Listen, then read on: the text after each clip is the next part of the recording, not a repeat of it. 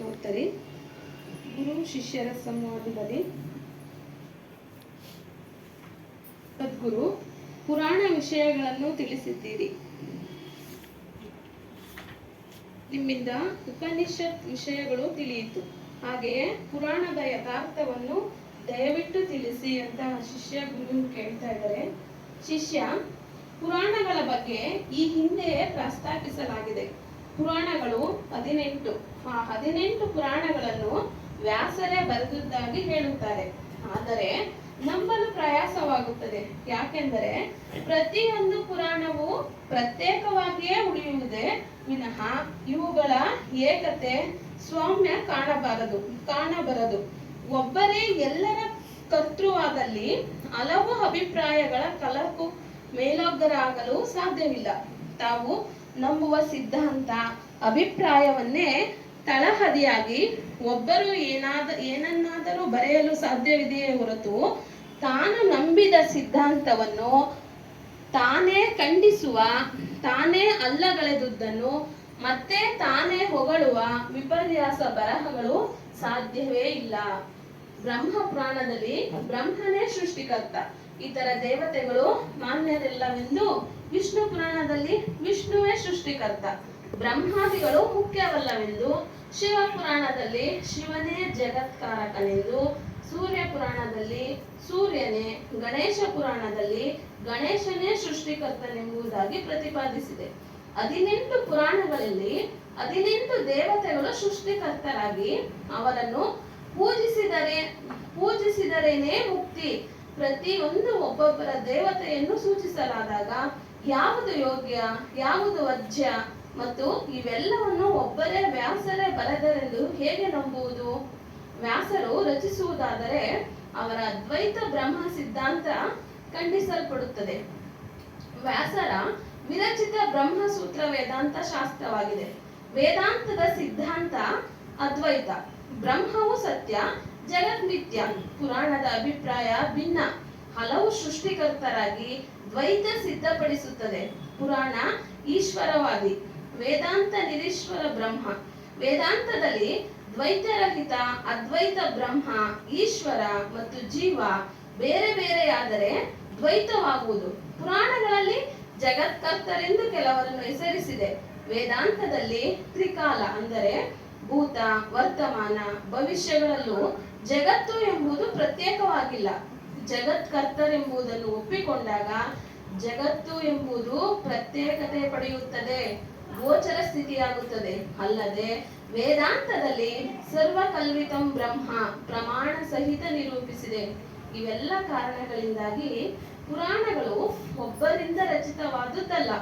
ಇತರರಾರೋ ವ್ಯಾಸ ಎಂದು ಹೆಸರಿಟ್ಟುಕೊಂಡು ಬರೆದಿರಬಹುದು, ಅಥವಾ ಯಾರೋ ರಚಿಸಿ ವ್ಯಾಸರ ಹೆಸರನ್ನೂ ಇಟ್ಟಿರಬಹುದು.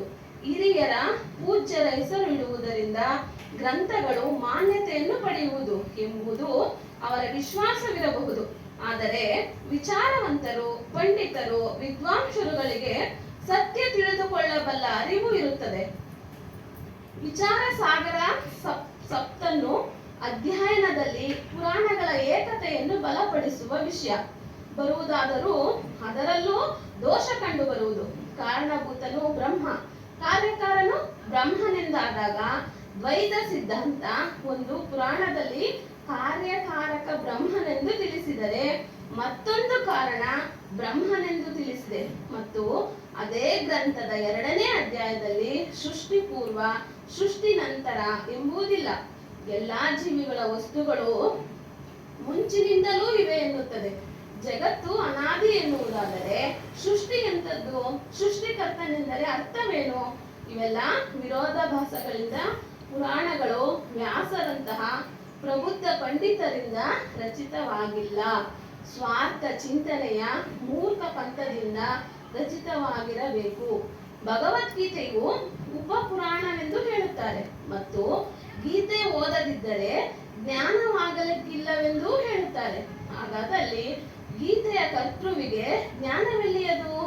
ಗೀತೆಯ ರಚನೆಗೆ ಮುನ್ನ ಜ್ಞಾನವೆಂಬುದಿಲ್ಲ, ಅಜ್ಞಾನವೇ ತುಂಬಿದ್ದು ಆ ಅಜ್ಞಾನದಿಂದಲೇ ಗೀತೆಯು ಆವಿರ್ಭವಿಸಿತು ಎಂದು ಅರ್ಥವೇ? ಶಿಷ್ಯ, ಇಂತಹ ಮಿಥ್ಯಾಭಿಪ್ರಾಯಗಳಲ್ಲಿ ಸಿಲುಕಿಕೊಂಡು ದಾರಿ ಕಾಣದೆ ನರಳಬೇಡ. ಬಂಧನದಿಂದ ಮುಕ್ತರಾಗಿಸುವುದಾಗಿ ತಿಳಿಸಿ ಮತ್ತಷ್ಟು ಬಂಧನಗಳಲ್ಲಿ ಸಿಲುಕಿಸುವ ತಿಳುವಳಿಕೆ ಇಲ್ಲದ ಆಚಾರ್ಯರನ್ನು ನಂಬಿ ಸಮಯವನ್ನು ಹಾಳು ಮಾಡಬೇಡ.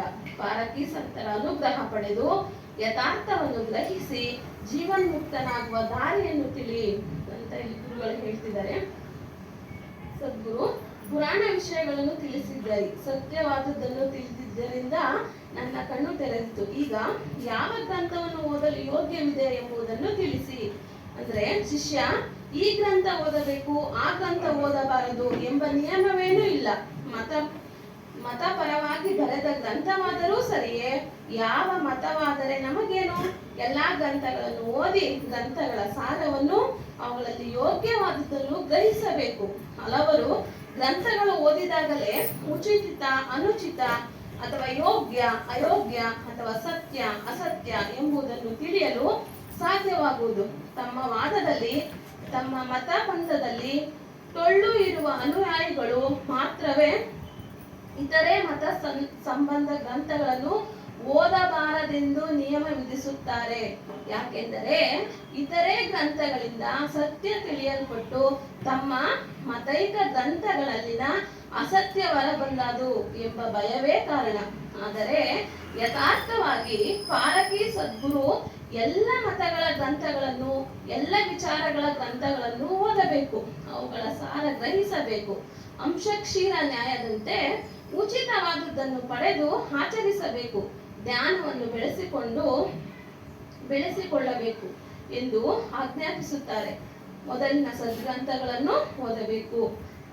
ಅಂದ್ರೆ ಎಲ್ಲಾ ಗ್ರಂಥಗಳನ್ನ ಓದಿ ಅಂತ ಇಲ್ಲಿ ಗುರುಗಳು ತಿಳಿಸ್ತಾ ಇದ್ದಾರೆ. ಈ ಚಿಂತನೆಯನ್ನ ಇಲ್ಲಿಗೆ ಮುಗಿಸ್ತಾ ಇದ್ದೀನಿ. ಸದ್ಗುರು ದೇವಾಯ ನಮಃ.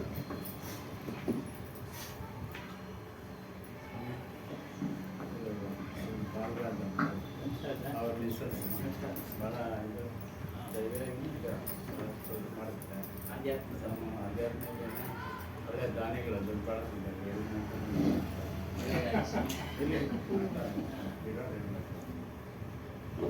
ಈ ಆಶ್ರಮನ ಬೆಳೆಸಬೇಕು ಅಂತ ಎಲ್ಲ ಇಚ್ಛೆ ಪಡ್ತಾ ಇದ್ದಾರೆ. ಇಂಥವರ ಅವಶ್ಯಕತೆಯೂ ಇದೆ. ಹಾಗಾಗಿ बोलिए श्री सत्यनारायण कबीर साहिब की जय, श्री हनुमानदास साहिब की जय, माता जी की जय, वसंत मंत्र की जय. ಸದ್ಗುರು ಶ್ರೀ ಹನುಮಾನ್ ಸಾಹೇಬರ ದಿವ್ಯಚರಣಗಳನ್ನು ಸ್ಮರಿಸುತ್ತಾ, ಮಾತಾಜಿಯವರ ದಿವ್ಯಚರಣಗಳನ್ನು ಸ್ಮರಿಸುತ್ತಾ, ನೆರೆದಿರುವ ಎಲ್ಲ ಭಕ್ತಿ ಮಾತೆಗೆ ಮನೆಸುತ್ತಾ ಸತ್ಸಂಗ ಕಾರ್ಯಕ್ರಮವನ್ನು ಪ್ರಾರಂಭ ಮಾಡೋಣ. ಬಾಲರಾಜ್ ಅವರು ಇವತ್ತು ವಿಶೇಷವಾಗಿ ಆಗಮಿಸಿದ್ದಾರೆ. ಅವರಿಗೆ ನಮ್ಮ ಒಂದು ಎಲ್ಲ ಸತ್ಸಂಗದ ಪರವಾಗಿ ಮತ್ತು ಅವರ ಶ್ರೀಮತಿಗಳು ಪರವಾಗಿ ಸತ್ಸಂಗದ ಸಮಿತಿ ಪರವಾಗಿ ಒಂದು ಸ್ವಾಗತವನ್ನು ಕೋರ್ತಾ ಇದ್ವಿ.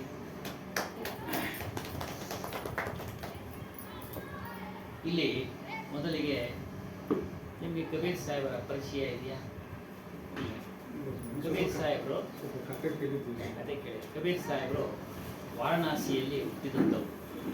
ಉತ್ತರ ಪ್ರದೇಶದ ಕಾಶಿ ಅಂತ ಹೇಳ್ತಾರಲ್ಲ, ಅಲ್ಲಿ ಹುಟ್ಟಿದಂಥವ್ರು. ಅವರು ಪೂರ್ಣ ಪ್ರಮಾಣದ ಆತ್ಮಜ್ಞಾನವನ್ನ ಜಗತ್ತಿಗೆ ತಿಳಿಸಿದರು. ಪೂರ್ಣ ಪ್ರಮಾಣ ಆತ್ಮಜ್ಞಾನ ಅಂದ್ರೆ, ಆತ್ಮ ಅಂದ್ರೆ ನಾನು ತಾನು ಹೇಳ್ಬೇಕಾದ್ರೆ ನಾನು ತಾನು ಅಂತ ಹೇಳ್ತೀವಿ. ಅಂದ್ರೆ ತಮ್ಮ ಸ್ವರೂಪವನ್ನ ಕುರಿತು ಆತ್ಮ ಅಂತ ಹೇಳ್ತಾರೆ, ಅರಿವನ್ನ ಕುರಿತು ಆತ್ಮ ಅಂತ ಹೇಳ್ತಾರೆ. ಹೀಗೆ ಹಲವಾರು ಹೆಸರುಗಳಿದ್ದಾವೆ. ಅದರಲ್ಲಿ ಕಬೀರ್ ಸಾಹೇಬರು ಆ ಒಂದು ನಮ್ಮೆಲ್ಲರ ಸ್ವರೂಪಕ್ಕೆ ನಿಮ್ಮೆಲ್ಲರ ಸ್ವರೂಪಕ್ಕೆ ಸತ್ಯನಾಮ ಅಂತ ಹೆಸರಿಟ್ರು. ಅದು ನಾನು ಯಾರು ಅಂದ್ರೆ ನಾನು ಸತ್ಯನಾಮ. ಕನ್ನಡದಾಗೆ ನಾನು, ಆತ್ಮ ಅನ್ನೋದು ಸಂಸ್ಕೃತ ಪದ. ನಾನು ಯಾರು ಈ ವಿಚಾರನೇ ಇಲ್ಲಿ ಹೆಚ್ಚಾಗಿ ಪ್ರಚಲಿತ ಸತ್ಸಂಗ. ಮನುಷ್ಯನು ನಾನು ಯಾರು ಒಂದು ವಿವೇಚನೆ ತೊಡಗಬೇಕು. ಕೋಶ ಹೇಳ್ತೇನೆ, ಎಲ್ಲ ಸುಖ ದುಃಖಗಳ ಮೂಲ ತನ್ನೊಳಗಿದೆ. ನನ್ನಲ್ಲೇ ಇದೆ ಸುಖ, ನನ್ನಲ್ಲೇ ದುಃಖ. ಏನಂದ್ರೆ ಮನಸ್ಸಿನಲ್ಲಿ ನಾವು ಯಾವ ರೀತಿಯಲ್ಲಿ ನಾವು ಆಲೋಚನೆಗಳನ್ನ ತೊಡಗಿಸ್ಕೊಳ್ತೀವೋ ಆಗ ಸುಖವೂ ನಮ್ಮಲ್ಲೇ ಉಂಟಾಗುತ್ತೆ, ದುಃಖವೂ ನಮ್ಮಲ್ಲೇ ಉಂಟಾಗುತ್ತೆ. ಸಕಾರಾತ್ಮಕ ಯೋಚನೆಗಳನ್ನು ನಾವು ಯೋಚನೆ ಮಾಡ್ತಾ ಇರುವಾಗ ನಮಗೆ ದುಃಖದ ಅನುಭವ ಆಗೋದಿಲ್ಲ. ನಕಾರಾತ್ಮಕ ಯೋಚನೆಗಳನ್ನು ನಾವು ತೊಡಗಿಸ್ಕೊಂಡಾಗ ಮನಸ್ಸಿನಲ್ಲಿ ದುಃಖ ಆಗುತ್ತೆ. ಹೇಳಿದ್ರಲ್ಲ, ಭಾವನೆಗಳು ನಮ್ಮ ಭಾವನೆಗಳಂತೆ ನಮ್ಮ ಕೆಲಸ ಕಾರ್ಯಗಳು ನಡೀತವೆ. ಹಾಗಾಗಿ ನಮ್ಮ ಭಾವನೆಗಳು ಸಕಾರಾತ್ಮಕವಾಗಿರಬೇಕು. ಅದಕ್ಕೆ ಹೇಳ್ತಾರೆ, ಎಲ್ಲಾ ಸುಖ ದುಃಖಗಳ ಮೂಲ ತನ್ನೊಳಗಿದೆ ಎಂದು ಸಾಧಕನು ಅರಿಯಬೇಕು. ಅಂದ್ರೆ ತಿಳ್ಕೊಳ್ಬೇಕು. ಸಾಧಕನು ಅಂದ್ರೆ ಯಾರಿಗೆ ಹೇಳ್ತಾರೆ ಅಂದ್ರೆ, ನಾವು ಹಲವಾರು ವರ್ಷಗಳಿಂದ ಯುಗ ಯುಗಾಂತರಗಳಿಂದ ಹುಡ್ತಾ ಇದ್ದೀವಿ, ಸಾಯ್ತಾ ಇದ್ದೀವಿ. ಆ ಒಂದು ವಿಚಾರವನ್ನ ಗುರುಗಳ ಮೂಲಕ ತಿಳಿದು, ಸತ್ಸಂಗದಲ್ಲಿ ತಿಳಿದು, ಅದನ್ನೆಲ್ಲ ನಾನು ಬಿಡುಗಡೆ ಮಾಡ್ಕೊಳ್ಬೇಕಪ್ಪ. ನಾನು ಅಂದ್ರೆ ಯಾರು ಅಂದ್ರೆ ನಮ್ಮ ಸ್ವರೂಪ, ನಮ್ಮ ಅರಿವು. ಅದು ಹೇಗೆ ಇದೆಯೇ, ಶರೀರದಲ್ಲಿದೆಯೇ, ಹೊರಗಡೆ ಇದೆಯೇ, ಈ ವಿಚಾರಗಳನ್ನ ವಿಚಾರ ಮಾಡೋದೇ ಆತ್ಮಜ್ಞಾನ. ನಾನು ಅಂದ್ರೆ ನಾನು ಯಾವಾಗಲೂ ಇರ್ತೀನಿ, ದೇಹ ಬದಲಾವಣೆ ಆಗಿದೆ. ಹಿಂದೆ ಇದ್ದೆ, ಈಗ ಇರೋದಕ್ಕೆ ಸಾಕ್ಷಿ ಬೇಕಾಗಿಲ್ಲ. ನಾನಿದ್ದೇನೆ ಅಂತ ಹೇಳ್ತೀನಿ. ಮುಂದೆನೂ ಚೆನ್ನಾಗಿರ್ಬೇಕು ಅಂತ ಹೇಳ್ತೀನಿ. ಹಾಗಾಗಿ ಮುಂದೆನೂ ಅಂದ್ರೆ ಭವಿಷ್ಯ, ಮುಂದಿನ ಜನ್ಮದಲ್ಲಿ ಹೀಗೆ ಹಿಂದೆ ಇದ್ದಾನೆ, ಈಗಲೂ ಇದ್ದಾನೆ, ಮುಂದೆನೂ ಇರ್ತಾನೆ. ಆತನ ಒಂದು ಸ್ವರೂಪವನ್ನ ಅರಿಯಬೇಕು ಅನ್ನೋನು ಸಾಧಕನು. ಅದಕ್ಕೆ ಬಿಡುಗಡೆ ಅಂತ ಹೇಳ್ತಾರೆ. ಈ ಹುಟ್ಟು ಸಾವುಗಳ ಬಂಧನದಿಂದ ಬಿಡುಗಡೆ ಆಗದೆ ಮುಮುಕ್ಷತ್ವ, ಜೀವನ್ಮುಕ್ತಿ, ಮತ್ತೆ ಬಿಡುಗಡೆ ಇತ್ಯಾದಿ ಹಲವಾರು ಶಬ್ದಗಳಿಂದ ಕರೆದಿದ್ದಾರೆ. ಇದನ್ನ ಪಡೆಯೋದಕ್ಕೆ ಪ್ರಯತ್ನಿಸೋನಿಗೆ ಸಾಧಕನು ಎಂದು ಕರೀತಾರೆ. ಸಾಧನೆ ಮಾಡಬೇಕು. ಒಬ್ಬ ಸಾಮಾನ್ಯ ವ್ಯಕ್ತಿ ನಾನು ಪೈಲ್ವಾನ್ ಆಗ್ಬೇಕು ಅಂದ್ರೆ ಅಂಗ ಸಾಧನೆ ಮಾಡಬೇಕಲ್ಲಿ, ಎರಡಿನಲ್ಲಿ ಅಂಗ ಸಾಧನೆ ಮಾಡಬೇಕು. ಅಭ್ಯಾಸ ಮಾಡ್ತಾ ಅವನು ಮತ್ತು ಪ್ರಾಯೋಗಿಕವಾಗಿ ಪ್ರಯೋಗ ಮಾಡ್ಕೊಳ್ತಾನೆ. ಅಲ್ಲಲ್ಲಿ ಕುಸ್ತಿಗಳು ಮಾಡಿ ದೊಡ್ಡ ಪೈಲ್ವಾನ್ ಅನ್ನಿಸ್ಕೊಳ್ತಾನೆ. ಅದೇ ರೀತಿಯಾಗಿ ಇಲ್ಲಿ ಸಾಧಕನೇನ್ ಮಾಡಬೇಕು, ಮೊದಲಿಗೆ ಸುಖ ದುಃಖಗಳ ಮೂಲ ತನ್ನೊಳಗೆ ಇದೆ ಅಂತ ತಿಳ್ಕೊಳ್ಬೇಕು. ನಾವು ಯಾವ ರೀತಿ ಯೋಚನೆ ಮಾಡಿ ಕೆಲಸ ಕಾರ್ಯಗಳನ್ನು ಮಾಡ್ತೀವೋ ಆ ರೀತಿ ಸುಖ, ಆ ರೀತಿ ದುಃಖ. ಒಬ್ಬ ಕಳ್ತನ ಮಾಡ್ಬೇಕು ಅಂತ ಯೋಚನೆ ಮಾಡಿದ್ರೆ ಕಳ್ತನ ಮಾಡ್ತಾನೆ, ಸಿಕ್ಕಾಕೊಳ್ತಾನೆ, ದುಃಖ ಪಡ್ತಾನೆ. ಅದೇ ಇನ್ನೊಬ್ಬ ವ್ಯಕ್ತಿ ನಾನು ಒಬ್ಬರಿಗೆ ನೆರವಾಗ್ಬೇಕಪ್ಪ, ಒಬ್ರಿಗೆ ಸಹಾಯ ಮಾಡಬೇಕು, ಒಬ್ರಿಗೆ ದಾನ ಮಾಡಬೇಕು ಅಂದ್ರೆ ಅವನಿಗೆ ಆ ಸುಖ ಸಂತೋಷ ಮನಸ್ಸಿನಲ್ಲಿ ಉತ್ಪತ್ತಿ ಆಗ್ತಾ ಇರುತ್ತೆ. ಯಾರೋ ಒಬ್ರಿಗೆ ದಾನ ಕೊಟ್ಟರು ಆ ಸಂತೋಷ ಇರುತ್ತೆ, ಸಂತೋಷವಾಗಿರ್ತಾರೆ ಮನುಷ್ಯ. ಹಾಗಾಗಿ ನಾನು ಯಾರು ಅನ್ನೋದು ತಿಳ್ಕೊಳ್ಬೇಕು. ಪುರುಷನ ಮೂಲ ಸ್ವಭಾವವನ್ನ ಅರಿಯಬಲ್ಲವನು ಎಲ್ಲವನ್ನ ಅರಿತುಕೊಳ್ಳುವನು. ಪುರುಷ ಅಂದ್ರೆ ಇಲ್ಲಿ ನಾನು ಅಂತ, ಪುರುಷ ಅಂದ್ರೆ ಗಂಡಸು ಅಂತ ಅರ್ಥ ಇದೆ. ಆದ್ರೆ ಇಲ್ಲಿ ಪುರುಷ ಅಂದ್ರೆ ಮೂಲ, ಪುರುಷನ ಮೂಲ ಸ್ವಭಾವ ಅಂದ್ರೆ ನಾನು ಎಂಬ ಮೂಲ ಸ್ವಭಾವ. ಅದು ಕೆಲಸ ಕಾರ್ಯಗಳೇನು, ಅದು ಏನ್ ಮಾಡುತ್ತೆ, ಇದು ಇಬ್ಬರಿಗೂ ಸೇರುತ್ತೆ. ಲಿಂಗ ಭೇದ ಹೊರತು ಅಷ್ಟೇ. ಆದ್ರೆ ಅವರಲ್ಲೂ ಪರಮಾತ್ಮನಿದ್ದಾನೆ, ನಮ್ಮಲ್ಲೂ ಪರಮಾತ್ಮನಿದ್ದಾನೆ. ನಮ್ಮಲ್ಲೂ ನಮ್ಮ ಸ್ವರೂಪ ಇದೆ, ಅವರಲ್ಲೂ ಅವ್ರ ಸ್ವರೂಪ ಇದೆ. ಇದನ್ನ ಮೂಲವನ್ನ ಅರಿಯಿರಿ. ಅದಕ್ಕೆ ಲಿಂಗ ಭೇದ ಇಲ್ಲ. ಸ್ವರೂಪಕ್ಕೆ, ಆತ್ಮನಿಗೆ ಲಿಂಗ ಭೇದ ಇಲ್ಲ. ಈ ರೀತಿ ಅವನು ತಿಳಿದು ವಿಚಾರ ಮಾಡ್ತಾ ಇದ್ರೆ ವೈರಾಗ್ಯ ಆತನಿಗೆ ಬಂದ್ಬಿಡುತ್ತೆ. ವೈರಾಗ್ಯ ಅಂದ್ರೆ ರಾಗ ಅಂದ್ರೆ ಪ್ರೇಮ, ವೈ ಅಂದ್ರೆ ಬಿಡುತ್ತೆ.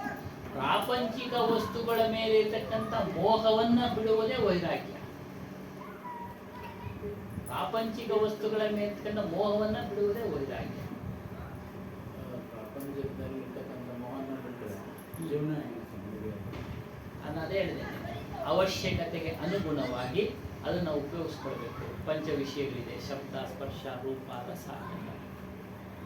ಶಬ್ದ ಅಂದ್ರೆ ಕೇಳೋದು, ರೂಪ ಅಂದ್ರೆ ಕಣ್ಣಿಂದ ನೋಡೋದು, ರಸ ಅಂದ್ರೆ ನಾಲಿಗೆ ರುಚಿ, ಸ್ಪರ್ಶ ಮೆತ್ತಿಗಿರೋ ಸೀಟ್ ಕೇಳ್ತೀವಿ ಅಲ್ವಾ.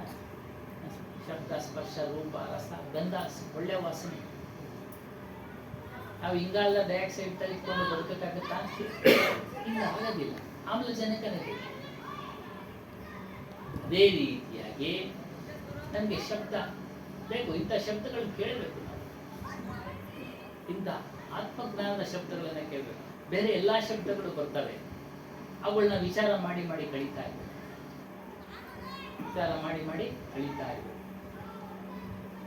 ಯಾವಾಗಲೂ ಸುವಾಸನೆ ಸಿಗುತ್ತಾ? ಮಲ್ಲಿಗೆ ಒಂದು ವಾಸನೆ, ಇಲ್ಲ, ದಾರಿನಲ್ಲಿ ಹೋಗ್ತಾ ಹೋಗ್ತಾ ಪಕ್ಕದಲ್ಲಿ ಒಂದು ಲಾರಿ ಹೋಗ್ಬಿಟ್ರೆ, ಲಾರಿ ಹೋಗ್ಬಿಟ್ರೆ ಆ ವಾಸನೆನೂ ಬರುತ್ತೆ, ಬಲವಂತ ಹೋಗುತ್ತೆ. ಅವಾಗ ನಾವು ತಗೊಳ್ಳೋದೇ ಬೇಕಾಗಿಲ್ಲ. ಅಲ್ಲೇನಮ್ಮ, ಬೆಂಗಳೂರಿನಲ್ಲಿ ಸಂಚಾರ ಮಾಡಿದವ್ರಿಗೆ ಹೆಚ್ಚಾಗಿದ್ರ ಅನುಭವ ಆಗಿದೆ. ನಮ್ಗೆ ಅನುಭವ ಆಗ್ತಾ ಇರುತ್ತೆ. ಹಾಗಾಗಿ ರಸ್ತೆನಲ್ಲಿ ಹೋಗ್ತಾ ಇರ್ಬೇಕಾದ್ರೆ ಪಕ್ಕದಲ್ಲಿ ಒಂದು ದೊಡ್ಡ ಲಾರಿ ಹೋದ್ರೆ ಚೆನ್ನಾಗಿ ವಾಸನೆನೂ ಬರುತ್ತೆ, ಒಳಗಡೆ ಹೋಗುತ್ತೆ, ಏನೂ ಮಾಡಿಲ್ಲ. ಆದರೆ ಮನುಷ್ಯನಿಗೆ ಆಮ್ಲಜನಕದ ಅವಶ್ಯಕತೆ ಇದೆ, ಅದನ್ನು ತೆಗೆದುಕೊಳ್ಳಬೇಕು. ಈ ರೀತಿಯಾಗಿ ಅವಶ್ಯಕತೆಗೆ ಅನುಗುಣವಾಗಿ ಅತಿಯಾಗಿ ತೆಗೆದುಕೊಂಡ್ರೆ ತೊಂದರೆ. ಎಲ್ಲವೂ ಅಷ್ಟೇ, ಊಟ ರುಚಿಯಾಗಿದೆ ಅಂತ ಚೆನ್ನಾಗಿ ಮಾಡಿದ್ರೆ ಹೊಟ್ಟೆ ನೋವಿಂದ ಬಳಲ್ತಾನೆ, ಜೀರ್ಣ ಆಗೋದಿಲ್ಲ, ನಿದ್ದೆ ಬರೋದಿಲ್ಲ. ಹೀಗೆ ಅವಶ್ಯಕತೆಗೆ ಅನುಗುಣವಾಗಿ ತೆಗೆದುಕೊಳ್ಳಲೇಬೇಕು. ಆದರೆ ಅದ್ರ ಮೇಲೆ ಇರ್ತಕ್ಕಂಥ ಮೋಹ, ಅಗಾಧವಾದ ಮೋಹ, ಅಪಾರವಾದ ಮೋಹ, ಅದನ್ನ ಬಿಡಬೇಕು. ಯಾವುದೋ ಒಂದು ಊರಿಗೆ ಹೋಗಿರ್ತೀವಿ, ಅಲ್ಲಿ ವ್ಯವಸ್ಥೆ ಇರಲ್ಲ, ಒಂದು ಒಳ್ಳೆ ಊಟದ ವ್ಯವಸ್ಥೆ, ಒಂದು ಅನ್ನ ರಸ ಸಿಗೋ ಒಂದು ಸಾಮರ್ಥ್ಯ ಇರುತ್ತೆ ಆ ಊರಿನಲ್ಲಿ, ಅಷ್ಟು ಆ ಸಮಯದಲ್ಲಿ ಅದು ತೆಗೆದುಕೊಳ್ಬೇಕು ತೃಪ್ತಿಯಿಂದ. ನಾನು ಮಾಡೋದೇ ಇಲ್ಲ, ನನಗೆ ಇಂಥದ್ದೇ ಭೋಜನ ಬೇಕು ಅಂದ್ರೆ ಅಲ್ಲಿ ಸಿಗೋದಿಲ್ಲ. ಈ ರೀತಿ ಅದ್ರ ಮೇಲಿರ್ತಕ್ಕಂಥ ಮೋಹ, ಅದ್ರ ಮೇಲಿರ್ತಕ್ಕಂಥ ಮೋಹವನ್ನ ನಾವು ಮಾಡೋದೇ ವೈರಾಗ್ಯ. ಕ್ರಮೇಣ ಅದು ಬಂದ್ಬಿಡುತ್ತೆ ನಿಮಗೆ, ಆಟೋಮೆಟಿಕ್ ಆಗಿ ನೀವು ಅದನ್ನ ಪಾಲನೆ ಮಾಡ್ತಾ ಮಾಡ್ತಾ ಖಂಡಿತವಾಗ್ಲೂ ಅದು ಸಿದ್ಧಿ ಆಗ್ಬಿಡುತ್ತೆ. ಒಳ್ಳೆ ಊಟ ಬಂದ್ರು ಕೆಲವು ಸಮಯದಲ್ಲಿ ಆರೋಗ್ಯ ದೃಷ್ಟಿಯಿಂದ ನೋಡುದು, ಮೋಹದ ದೃಷ್ಟಿಯಿಂದಲೂ ಹೇಳ್ತಾರೆ ಒಳ್ಳೆ ಊಟ ಇದೆ, ಅವುಗಳ ವ್ಯವಸ್ಥೆ, ಅವುಗಳಿಂದ ಆಗತಕ್ಕಂಥ ಪರಿಣಾಮ, ರಿಸಲ್ಟ್, ಅವುಗಳಿಂದ ಏನು ಮಾಡ್ತೀವಿ ನಾವು ಅದನ್ನು ದೂರ ಮಾಡ್ತೀವಿ. ನಮಗೆ ನಮ್ಮ ದೇಹಕ್ಕೆ ಇದು ಹೊಂದೋದಿಲ್ಲ ಅಂತ ಅರಿವಾದಾಗ ಅದನ್ನು ತಾನೇ ಬಿಡುತ್ತೆ. ಅವು ಬಲವಂತವಾಗಿ ಏನು ಬಿಡೋದು ಬೇಕಾಗಿಲ್ಲ. ನಿತ್ಯ ವಸ್ತುಗಳ ಅರಿವು, ನಿತ್ಯ ನಿತ್ಯ ವಸ್ತುಗಳ ಅರಿವು ಬಂದಾಗ ತನ್ನಷ್ಟಕ್ಕೆ ತಾನೇ ಯಾವುದನ್ನು ಇಟ್ಕೊಳ್ಬೇಕು, ಯಾವುದನ್ನು ಬಿಡಬೇಕು ಅನ್ನೋದು ಗೊತ್ತಾಗುತ್ತೆ. ಇಲ್ಲಿ ಹೇಳ್ತಾರೆ ಶರೀರಕ್ಕೆ ನಾನು ಬೇರೆ. ನೋಡಿ, ಆತ್ಮ ಅಂದ್ರೆ ಶರೀರಕ್ಕೆ ನಾನು ಬೇರೆ. ಈ ಶರೀರದ ಎಲ್ಲಾ ಭಾಗಗಳನ್ನ ನೋಡಿ ನಾವು ತಿಳ್ಕೊಳ್ತಾ ಇದ್ದೀವಿ. ಒಳಗಡೆ ಏನೇನೋ ಇದೆ, ಪುಸ್ತಕದ ಮೂಲಕ ತಿಳಿದಿದ್ದೀವಿ. ಒಳಗಡೆ ಕಿಡ್ನಿ ಇದೆ, ಜಠರ ಇದೆ, ಶ್ವಾಸಕೋಶ ಇದೆ, ಕರುಳಿದೆ ಅಂತೆಲ್ಲ ಓದಿ ತಿಳಿದಿದ್ದೀವಿ. ಈಗೇನು ಅದನ್ನೆಲ್ಲ ಹಾಕಿ ತೋರಿಸ್ತಾರೆ. ಮೊದಲು ಇಲ್ಲ ಆ ಥರ ವ್ಯವಸ್ಥೆ, ಈಗೆಲ್ಲ ತೋರಿಸ್ತಾರೆ. ನೋಡಪ್ಪ, ನಿನ್ನ ಹೃದಯ ಈ ರೀತಿ ಆಡ್ತಾ ಇದೆ ನೋಡು. ಅದು ಚೆನ್ನಾಗಿರ್ಬೇಕು ಅಂದ್ರೆ ಪ್ರತಿನಿತ್ಯ ವಾಕ್ ಮಾಡು ಅಂತಾರೆ ಡಾಕ್ಟರ್ ಮಂಜುನಾಥ್. 20 ನಿಮಿಷ, ಅರ್ಧ ಗಂಟೆ ಕಾಲ ವಾಕ್ ಮಾಡು ಅಂತ. ಈ ರೀತಿಯಾಗಿ ಅದನ್ನ ಅರಿತಾ ಇರತಕ್ಕಂಥವನು ಬೇರೆ, ಅವನೇ ಆತ್ಮ. ಶರೀರದ ಎಲ್ಲ ಅಂಗಾಂಗಗಳನ್ನು ಅರಿತಾ ಇದ್ದಾನೆ. ಒಳಗಾಗತಕ್ಕಂಥ ನೋವನ್ನು ಅರಿತಾನೆ, ಹೊರಗಡೆ ಆಗತಕ್ಕಂಥ ನೋವನ್ನು ಅರಿತಾನೆ. ಪೆಟ್ಟು ಬಿದ್ದಾಗ ರಕ್ತ ಬರ್ತಾ ಇದೆ, ನೋವಾಗ್ತಿದೆ, ಎಲ್ಲವನ್ನ ಅರಿತಾನೆ. ಈ ರೀತಿಯಾಗಿ ಅರಿಯತಕ್ಕಂಥವನು ಬೇರೆ ಇದ್ದಾನೆ. ಮತ್ತು ಅದೇ ರೀತಿಯಾಗಿ ಪ್ರಪಂಚವನ್ನ ಅರಿಯತಕ್ಕಂಥವನು ಅವನು ಸಹ ಬೇರೆ, ಒಬ್ಬನೇನೆ, ಬೇರೆ ಬೇರೆ ಇಲ್ಲ. ನಮ್ಮ ಸ್ವರೂಪವೇ ಹೊರಗಿನ ಪ್ರಾಪಂಚಿಕ ವಸ್ತುಗಳನ್ನ ನೋಡಿ ನೋಡಿ ಅದಕ್ಕೆ ಹೆಸರಿಟ್ಟು ಅರಿತಾ ಇದ್ದೀವಿ. ಕನ್ನಡಕ, ಪುಸ್ತಕ, ಮನೆ, ಇದು ಇಂಥ ಆಶ್ರಮ, ವ್ಯಕ್ತಿ ಇಂಥವರು, ನೋಡಿ ಬೇರೆ ಬೇರೆ ಬೇರೆ ಅಲ್ವಾ? ಬೇರೆಯವ್ರು ಬಂದು ಅರಿವು ತೋರಿಸೋದಿಲ್ಲ, ತೋರಿಸಿದ್ರು ಅರಿಬೇಕಾದ್ರೆ ನಾವೇ ಕ್ರಿಯಾಭಾಗ. ಹೌದು, ಮನುಷ್ಯ ಅರಿತಾ ಇರ್ತಾನೆ, ಬೇರೆಯವರಂತ ಸಾಮಾನ್ಯವಾಗಿ ಅರಿತಾ ಇರ್ತಾನೆ. ಇಂಥವ್ರಪ್ಪ ಅವರು, ಇಂಥ ವ್ಯಕ್ತಿ ಅರಿತಾ ಇರ್ತಾನೆ. ಅದು ಮೂಲ ಅರಿವು ಅವನಿಗೆ ವಿಚಾರ ಗೊತ್ತಾಗ್ಬೇಕಾದ್ರೆ ಆತ್ಮಜ್ಞಾನದಲ್ಲಿ ಬರಬೇಕು. ಅದು ಸಾಮಾನ್ಯವಾದ ಜ್ಞಾನ ಆಗಿರುತ್ತೆ. ಅರಿಯೋದು, ವಸ್ತುಗಳನ್ನ ನೋಡಿ ನೋಡಿ ಅರಿಯೋದು ಎಲ್ಲ ತಿಳಿಸ್ಕೊಟ್ಟಿರ್ತಾರೆ ತಂದೆ ತಾಯಿಗಳು, ಗುರುಗಳು, ಮತ್ತೊಬ್ರು ತಿಳಿಸ್ಕೊಟ್ಟಿರ್ತಾರೆ. ಇದು ಇಂಥ ವಸ್ತುಪ್ಪ, ಇದು ಪೆನ್ನು, ಮಕ್ಕಳು ತಿಳಿಸ್ತೀವಲ್ಲ, ಇದು ಪೆನ್ನು, ಇದು ಪುಸ್ತಕ, ಅದೆಲ್ಲ ಸಾಮಾನ್ಯವಾಗಿ ಎಲ್ಲ ಬಂದ್ಬಿಡುತ್ತೆ. ಆದರೆ ಮೂಲ ಅರಿವು ಇಲ್ಲ, ಅಲ್ಲೇ ಹಾಕಿರೋದು. ಮೂಲ ಅರಿವು ತಿಳ್ಕೊಳ್ಬೇಕಾದ್ರೆ ಸತ್ಸಂಗ ಬೇಕೇ ಬೇಕು. ಸತ್ಸಂಗದ ವಿಚಾರನೇನೆ ಅಲ್ಲ. ಸತ್ಸಂಗದಿಂದ ಏನೇನು ಗೊತ್ತಾಗುತ್ತೆ ಅಂದ್ರೆ ನಮ್ಮಲ್ಲಿರ್ತಕ್ಕಂಥ ಅಜ್ಞಾನ ದೂರ ಆಗತ್ತೆ. ಅಜ್ಞಾನ ಅಂದ್ರೆ ಎಲ್ಲಾ ಜ್ಞಾನಗಳು ಇದಾವೆ.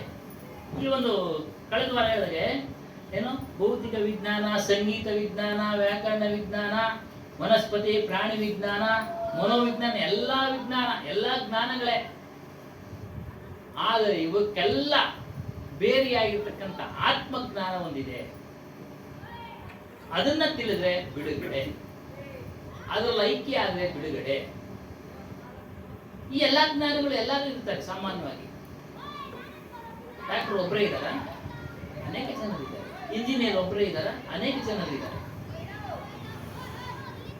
ಅದರಲ್ಲಿ ಆತ್ಮಜ್ಞಾನ ತನ್ನ ಸ್ವರೂಪವನ್ನು ಅರ್ಥವ್ರು ಯಾರಿದ್ದಾರೆ? ಅತಿ ವಿರಳ, ಅತಿ ವಿರಳ. ಅದನ್ನ ತಿಳಿದ್ರೆ ಮಾತ್ರ ಮನುಷ್ಯ ಹುಟ್ಟುವುದನ್ನ ತಪ್ಪಿಸಿಕೊಳ್ಳುತ್ತಾನೆ, ಮೃತ್ಯುವನ್ನು ಗೆದ್ದಂತೆ. ಅಂದ್ರೆ ಈಗ ಬಂದಿದೆ ಶರೀರ, ಇದು ಹೋಗ್ಲೇಬೇಕು. ಪಂಚಭೂತಗಳಿಂದ ಆಗಿರ್ತಕ್ಕಂಥ ಈ ದೇಹ ಒಂದಲ್ಲ ಒಂದು ದಿನ ಹೋಗೇ ಹೋಗುತ್ತೆ. ಅದು ಜ್ಞಾನಿ ಆಗ್ಲಿ, ವಿಜ್ಞಾನಿ ಆಗ್ಲಿ, ಅಜ್ಞಾನಿ ಆಗ್ಲಿ, ಯಾರೇ ಆಗಿರ್ಲಿ. ಎಂತ ಮಹಾತ್ಮರು ಸಹ ಈ ಪ್ರಪಂಚವನ್ನ ಬಿಟ್ಟು ಹೊರಟೋದ್ರು. ಮಹಾತ್ಮರು ಸಹ ಈ ಪ್ರಪಂಚವನ್ನ ಬಿಟ್ಟು ಹೊರಟೋದ್ರು. ಯೋಗಿ ವೇಮನ್ ಅವ್ರು ಬಿಟ್ಟು ಹೊರಟೋದ್ರು, ಐವರ್ ತಾತಣ್ಣವ್ರು ಬಿಟ್ಟೋದ್ರು, ಶಂಕರಾಚಾರ್ಯರು ಬಿಟ್ಟೋದ್ರು, ರಾಮಾನುಜಾಚಾರ್ಯರು ಬಿಟ್ಟೋದ್ರು. ಅವ್ರ ದೇಹ ಹೊರಟೋಯ್ತು. ಅದಕ್ಕೆ ಇಷ್ಟು ಒಂದು ಆಯುಷ್ ಇರುತ್ತೆ, ಅದು ಮುಗಿದ್ಮೇಲೆ ಹೊರಟೋಗ್ಬಿಡುತ್ತೆ. ಯಾರು ಏನೇ ಮಾಡಿದ್ರು ಇರಿಸ್ಕೊಳ್ಳೋಕ್ಕೆ ಸಾಧ್ಯ ಇಲ್ಲ, ಉಳಿಸ್ಕೊಳ್ಳೋಕ್ಕೆ ಸಾಧ್ಯ ಇಲ್ಲ.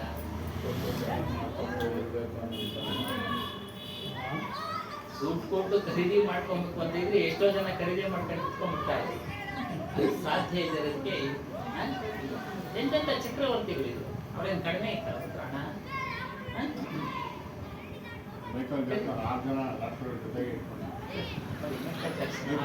ಮೈಕಲ್ ಜಾಕ್ಸನ್ ಡ್ಯಾನ್ಸರು 6 ಜನ ಡಾಕ್ಟರ್ನ ಪ್ರತಿದಿನ ಮನೆಗೆ ಇಟ್ಕೊಂಡೆ ಸುತ್ತಮುತ್ತ ಇದ್ದೇ ಇರೋರು. ಅವ್ನು ಏನು ಸ್ವಲ್ಪ ಹೆಚ್ಚು ಕಮ್ಮಿ ಆದ್ರೂ ಖರೀದಿ ಮಾಡಂಗಿದ್ದಿದ್ರೆ ಮಾಡ್ತಾ ಇದ್ರು. ಎಲ್ಲ ಖರೀದಿ ಮಾಡಿದ್ರೆ ಆ ವಸ್ತುಗಳು ಶ್ರೀಮಂತರ ವಸ್ತುಗಳು ಆಗ್ಬಿಡ್ತಾ ಇತ್ತು. ಬಡ ಜನರಿಗೆ ಟಿಕ್ಕಣಿ ಇರಲಿಲ್ಲ. ಮೊದಲೆಲ್ಲ ಕ್ಯಾನ್ಸರ್ ಔಷಧಿ ಎಷ್ಟೊಂದು ದುಡ್ಡು ಅಂತ ಇತ್ತು. ಈಗೆಲ್ಲ ಸರಳವಾಗಿ ಸುಲಭಕ್ಕೆ ಸಿಗ್ತಾ ಇದೆ. ಬಂದವರೆಲ್ಲ ಇಲ್ಲೇ ಉಳ್ಕೊಂಡ್ರು ಹೊಸ್ದಾಗಿ ಬರೋರ್ಗೂ ಜಾಗ ಬೇಕಲ್ಲ, ಅದಕ್ಕಾದ್ರೂ ಹೋಗ್ಲೇಬೇಕು ಅಂತಾರೆ. ಹೀಗಾಗಿ ನಾನು ಯಾರು ಅನ್ನೋದು ತಿಳಿಯೋ ಜ್ಞಾನನೇ ಇಲ್ಲಿ ಪ್ರಚಾರ ಮಾಡೋದು, ತಿಳಿಸೋದು. ನಾನು ಯಾರಂದ್ರೆ ಗೊತ್ತಾಯ್ತಲ್ಲ. ಜಡ ಚೇತನತ್ತೋ ವಸ್ತು ಹೈನಕಿ ಪಾರಕ ಪ್ರಾಪ್ತ ಬಿನ ಬಂಧನ ಚೂಚತನಾಯಿ. ಪ್ರಪಂಚದಲ್ಲಿ ಇರದ 2 ವಸ್ತುಗಳು. ಕಬೀರ್ ಸಾಹೇಬರು ಸಾಕಿ ಅಂದ್ರೆ ವಚನ. ಪುರಂದಾಸರು ಹಾಡು ಪದಗಳು ಹೇಳ್ತಾರಲ್ಲ, ಸರ್ವಜ್ಞ ವಚನಗಳು ಅಂತ ಹೇಳ್ತಾರಲ್ಲ, ಆ ರೀತಿ ಹಾಡುಗಳಲ್ಲಿ ವಚನಗಳಲ್ಲಿ ತಿಳಿಸಿದ್ದಾರೆ. ಪ್ರಪಂಚದಲ್ಲಿ ಇರದ 2 ವಸ್ತು, ಜಡ ಮತ್ತು ಚೈತನ್ಯ. ಜಡ ಮತ್ತು ಚೈತನ್ಯ. ಚೈತನ್ಯ ಅರಿವು, ಆತ್ಮ. ಅದರ ಲಕ್ಷಣ ಗುಣಗಳು ಏನಂದ್ರೆ ಈ ದೇಹವನ್ನ ಅರಿಯುತ್ತೆ, ಹೊರಗಿನದ ಎಲ್ಲವನ್ನ ಅರಿಯುತ್ತೆ. ಚೈತನ್ಯದ ಲಕ್ಷಣ ಅದು ಗುಣ, ಲಕ್ಷಣ. ಜಡದ ಲಕ್ಷಣ ಏನು ಅಂದ್ರೆ ಈ ದೇಹ ಮೊದಲುಗೊಂಡು ಹೊರಗಡೆ ಏನೇನಿದೆಯೋ ಅವುಗಳನ್ನ ಅರಿಯೋ ಶಕ್ತಿ ಇಲ್ಲ ಜಡಕ್ಕೆ. ಈ ದೇಹದಲ್ಲಿ ಚೈತನ್ಯ ವ್ಯಕ್ತಿ ದೂರ ಆಗ್ಬಿಟ್ಟಾಗ ಈ ದೇಹಕ್ಕೆ ಮೃತ ಶರೀರ ಅಂತ ಹೇಳ್ತಾರೆ. ಆ ಮೃತ ಶರೀರಕ್ಕೆ ನೀವು ಬೆಂಕಿ ಇಟ್ಟರೆ ಏನಾದ್ರು ಇದೊಳುತ್ತಾ? ನನ್ನ ಬೆಂಕಿ ತಗುlte, ನನ್ನ ಸುಡಬೇಡಿ ಅಂತ ಏನಾದ್ರು ಹೇಳುತ್ತಾ? ಮಣ್ಣು ಹಾಕ್ತಾ ಇದ್ರೆ ಮಣ್ಣು ಮಾಡಬೇಡಿ ಅಂತ ಹೇಳುತ್ತಾ? ನೋಡಿ, ಅದಕ್ಕೆ ಇದು ಜಡ. ಅದೇ ರೀತಿ ಹೊರಗಿನ ವಸ್ತುಗಳು, ಪ್ರಾಪಂಚಿಕ ವಸ್ತುಗಳು ಏನೇನಿದೆ, ಪಂಚಭೂತಗಳಾದ ಅಗ್ನಿ, ವಾಯು, ಜಲ, ಪೃಥ್ವಿ, ಆಕಾಶ, ಇವೆಲ್ಲ ಜಡ ವಸ್ತುಗಳು. ಭೂಮಿ ಮೇಲೆ ಎಷ್ಟು ಜನ ಓಡಾಡ್ತಾ ಇದ್ದಾರೆ? ಅಜ್ಞಾನಿಗಳು ಓಡಾಡ್ತಾ ಇದ್ದಾರೆ, ಪಾಪಿಗಳು ಓಡಾಡ್ತಾ ಇದ್ದಾರೆ, ಪುಣ್ಯಾತ್ಮರು ಓಡಾಡ್ತಾ ಇದ್ದಾರೆ. ಅದೇ ಜಾಗ ಬೇರೆ ಬೇರೆ ಮಾಡಿಕೊಡ್ತಾ ಇದೆಯಾ? ಭೂಮಿ ಬೇರೆ ಬೇರೆ ಮಾಡಿಕೊಡ್ತಾ ಇದೆಯಾ? ಪಾಪಿಗಳು ನೀವು ಆ ಸಾಲಿನಲ್ಲಿ ಟ್ರಾಫಿಕ್ ರೂಲ್ಸ್ ಮಾಡಿರ್ತಾರೆ, ಹೊರದೇಶಗಳಲ್ಲಿ ರೂಲ್ಸ್ ಮಾಡಿರ್ತಾರೆ. ನೀವು ಹೋಗಿ ಬಂದಿದ್ದೀರಾ ಇಲ್ಲೂ ಮಾಡಿದ್ದಾರೆ. ಅವ್ರಿಗೆ ಇಲ್ಲಿ ತುಮಕೂರು ರೋಡ್ನಲ್ಲಿ ಸ್ಪೀಡಾಗಿ ಹೋಗೋ ವೆಹಿಕಲ್ಗಳೆಲ್ಲ ಆ ಕಡೆ ಮಧ್ಯದಲ್ಲಿ ಹೋಗ್ಬೇಕು, ಒಳಗಡೆ ಹೋಗ್ಬೇಕು. ನಿಧಾನ ಹೋಗುವಂಥ ವಾಹನಗಳೆಲ್ಲ ಎಡಗಡೆ ಸರ್ವಿಸ್ ರೋಡ್ನಲ್ಲಿ. ಆ ಥರ ಏನಾದರೂ ಜಾಗ ಮಾಡಿದ್ಯಾ ಭೂಮಿ? ಇಲ್ಲ, ಎಲ್ಲರಿಗೂ ಒಂದೇ, ಜ್ಞಾನಿಗಳಿಗೂ ಪಾಪಿಗಳಿಗೂ. ಅದಕ್ಕೆ ಅರಿವಿಲ್ಲ. ಇವು ಜ್ಞಾನಿ, ಇವನು ಅಜ್ಞಾನಿ ಅನ್ನೋದಿಲ್ಲ. ಇನ್ನು ಬೆಂಕಿ ಎಲ್ಲರನ್ನೂ ಸುಡುತ್ತೆ ಸ್ವಾಮಿ. ಒಂದು ಮಗು ಏನೂ ಗೊತ್ತಿಲ್ಲ ಅದಕ್ಕೆ, ಅಕಸ್ಮಾತ್ ಕೈ ಇಟ್ಬಿಟ್ರೆ ಸುಡುತ್ತೆ ಅಲ್ವಾ? ಜ್ಞಾನಿ ಕೈ ಇಟ್ಟು ಸುಡುತ್ತೆ, ತಿಳಿದಂಥವ್ರು ಆಕಸ್ಮಿಕವಾಗಿ ಇಡ್ಲಿ ಸುಡುತ್ತೆ. ಅದ್ರ ಗುಣನೇ ಅಷ್ಟು. ಇನ್ನು ಜ್ಞಾನಿನಪ್ಪ, ಇದು ಮಗುನಪ್ಪ, ಸುಡಬಾರ್ದು ಅಂತ ಏನಾದ್ರು ಐತೆ ಅದಕ್ಕೆ? ಇಲ್ಲ. ಅದ್ರ ಲಕ್ಷಣ, ಗುಣ, ಧರ್ಮ ಅವೆಲ್ಲ ಅಷ್ಟೇ. ಹಾಗಾಗಿ ಅವು ಜಡ. ತನ್ನನ್ನ ತಾನು ಅರಿಯಲ್ಲ, ಮತ್ತೊಂದನ್ನು ಅರಿಯಲ್ಲ. ಇದು ಜಡದ ಲಕ್ಷಣ. ಅದೇ ರೀತಿ ನೀರು ಸಹ ಅಷ್ಟೇ. ಅದನ್ನ ನೀರೇನಾದ್ರೂ ಅರಿಯುತ್ತಾ? ಇವನು ತಣ್ಣಗಿರೋದು ಕೊಡಬೇಕು, ಇವನು ಬೆಚ್ಚಿಗಿರೋದು ಕೊಡಬೇಕು ಅಂತ. ಮಳೆ ಸುರಿದ್ರೆ ಯಾವ ರೀತಿ ಇರುತ್ತೋ ನೀರು, ಅದನ್ನು ಸ್ವೀಕಾರ ಮಾಡ್ತಾ ಇದ್ದಾನೆ ಮನುಷ್ಯ. ಜ್ಞಾನಿಯನ್ನು ಮುಳುಗಿಸ್ತದೆ, ಮುಟ್ಟಾಳನ್ನು ಮುಳುಗಿಸ್ತದೆ. ಈ ರೀತಿಯಾಗಿ ಜಡದ ಲಕ್ಷಣಗಳು ಇದಾವೆ. ಎರಡೇ ವಸ್ತು ಪ್ರಪಂಚದಲ್ಲಿ, ಬೇರೆ ಯಾವ ವಸ್ತುನೂ ಇಲ್ಲ. ಎಲ್ಲಿಂದ ಎಲ್ಲವರೆಗೂ ತೆಗೆದುಕೊಳ್ಳಿ. ಮನುಷ್ಯ ತನ್ನ ಬುದ್ಧಿಶಕ್ತಿಯಿಂದ, ತನ್ನ ಅರಿವಿನ ಶಕ್ತಿಯಿಂದ ಏನೇನು ಒಂದು ವಿಜ್ಞಾನದ ವಸ್ತುಗಳನ್ನು ಕಂಡುಹಿಡಿದಿದ್ದಾನೋ, ಮೊದಲು ರೇಡಿಯೋದಿಂದ ಹಿಡಿದು ಇವಾಗ ಇಲ್ಲಿವರೆಗೂ ಏನೇನು ಬಂದಿದೆಯೋ ಎಲ್ಲ ಅಷ್ಟೇ. ಅವೇನು ಅರಿತಾವ ಅವು? ಇಂಥವ್ರ ಬಳಿ ಇದೀವಿ ನಾವು, ಜ್ಞಾನಿಗಳ ಬಳಿ ಇದ್ದೀವಿ, ಅಜ್ಞಾನಿಗಳ ಬಳಿ ಇದ್ದೀವಿ ಅನ್ನೋದು ಅರಿತವ? ನೀವು ಅದಕ್ಕೆ ಸ್ವಿಚ್ ಹಾಕಿ ಆನ್ ಮಾಡಿದ್ರೆ ಅರ್ಥ ಆಗ್ತಾ ಹೋಗು.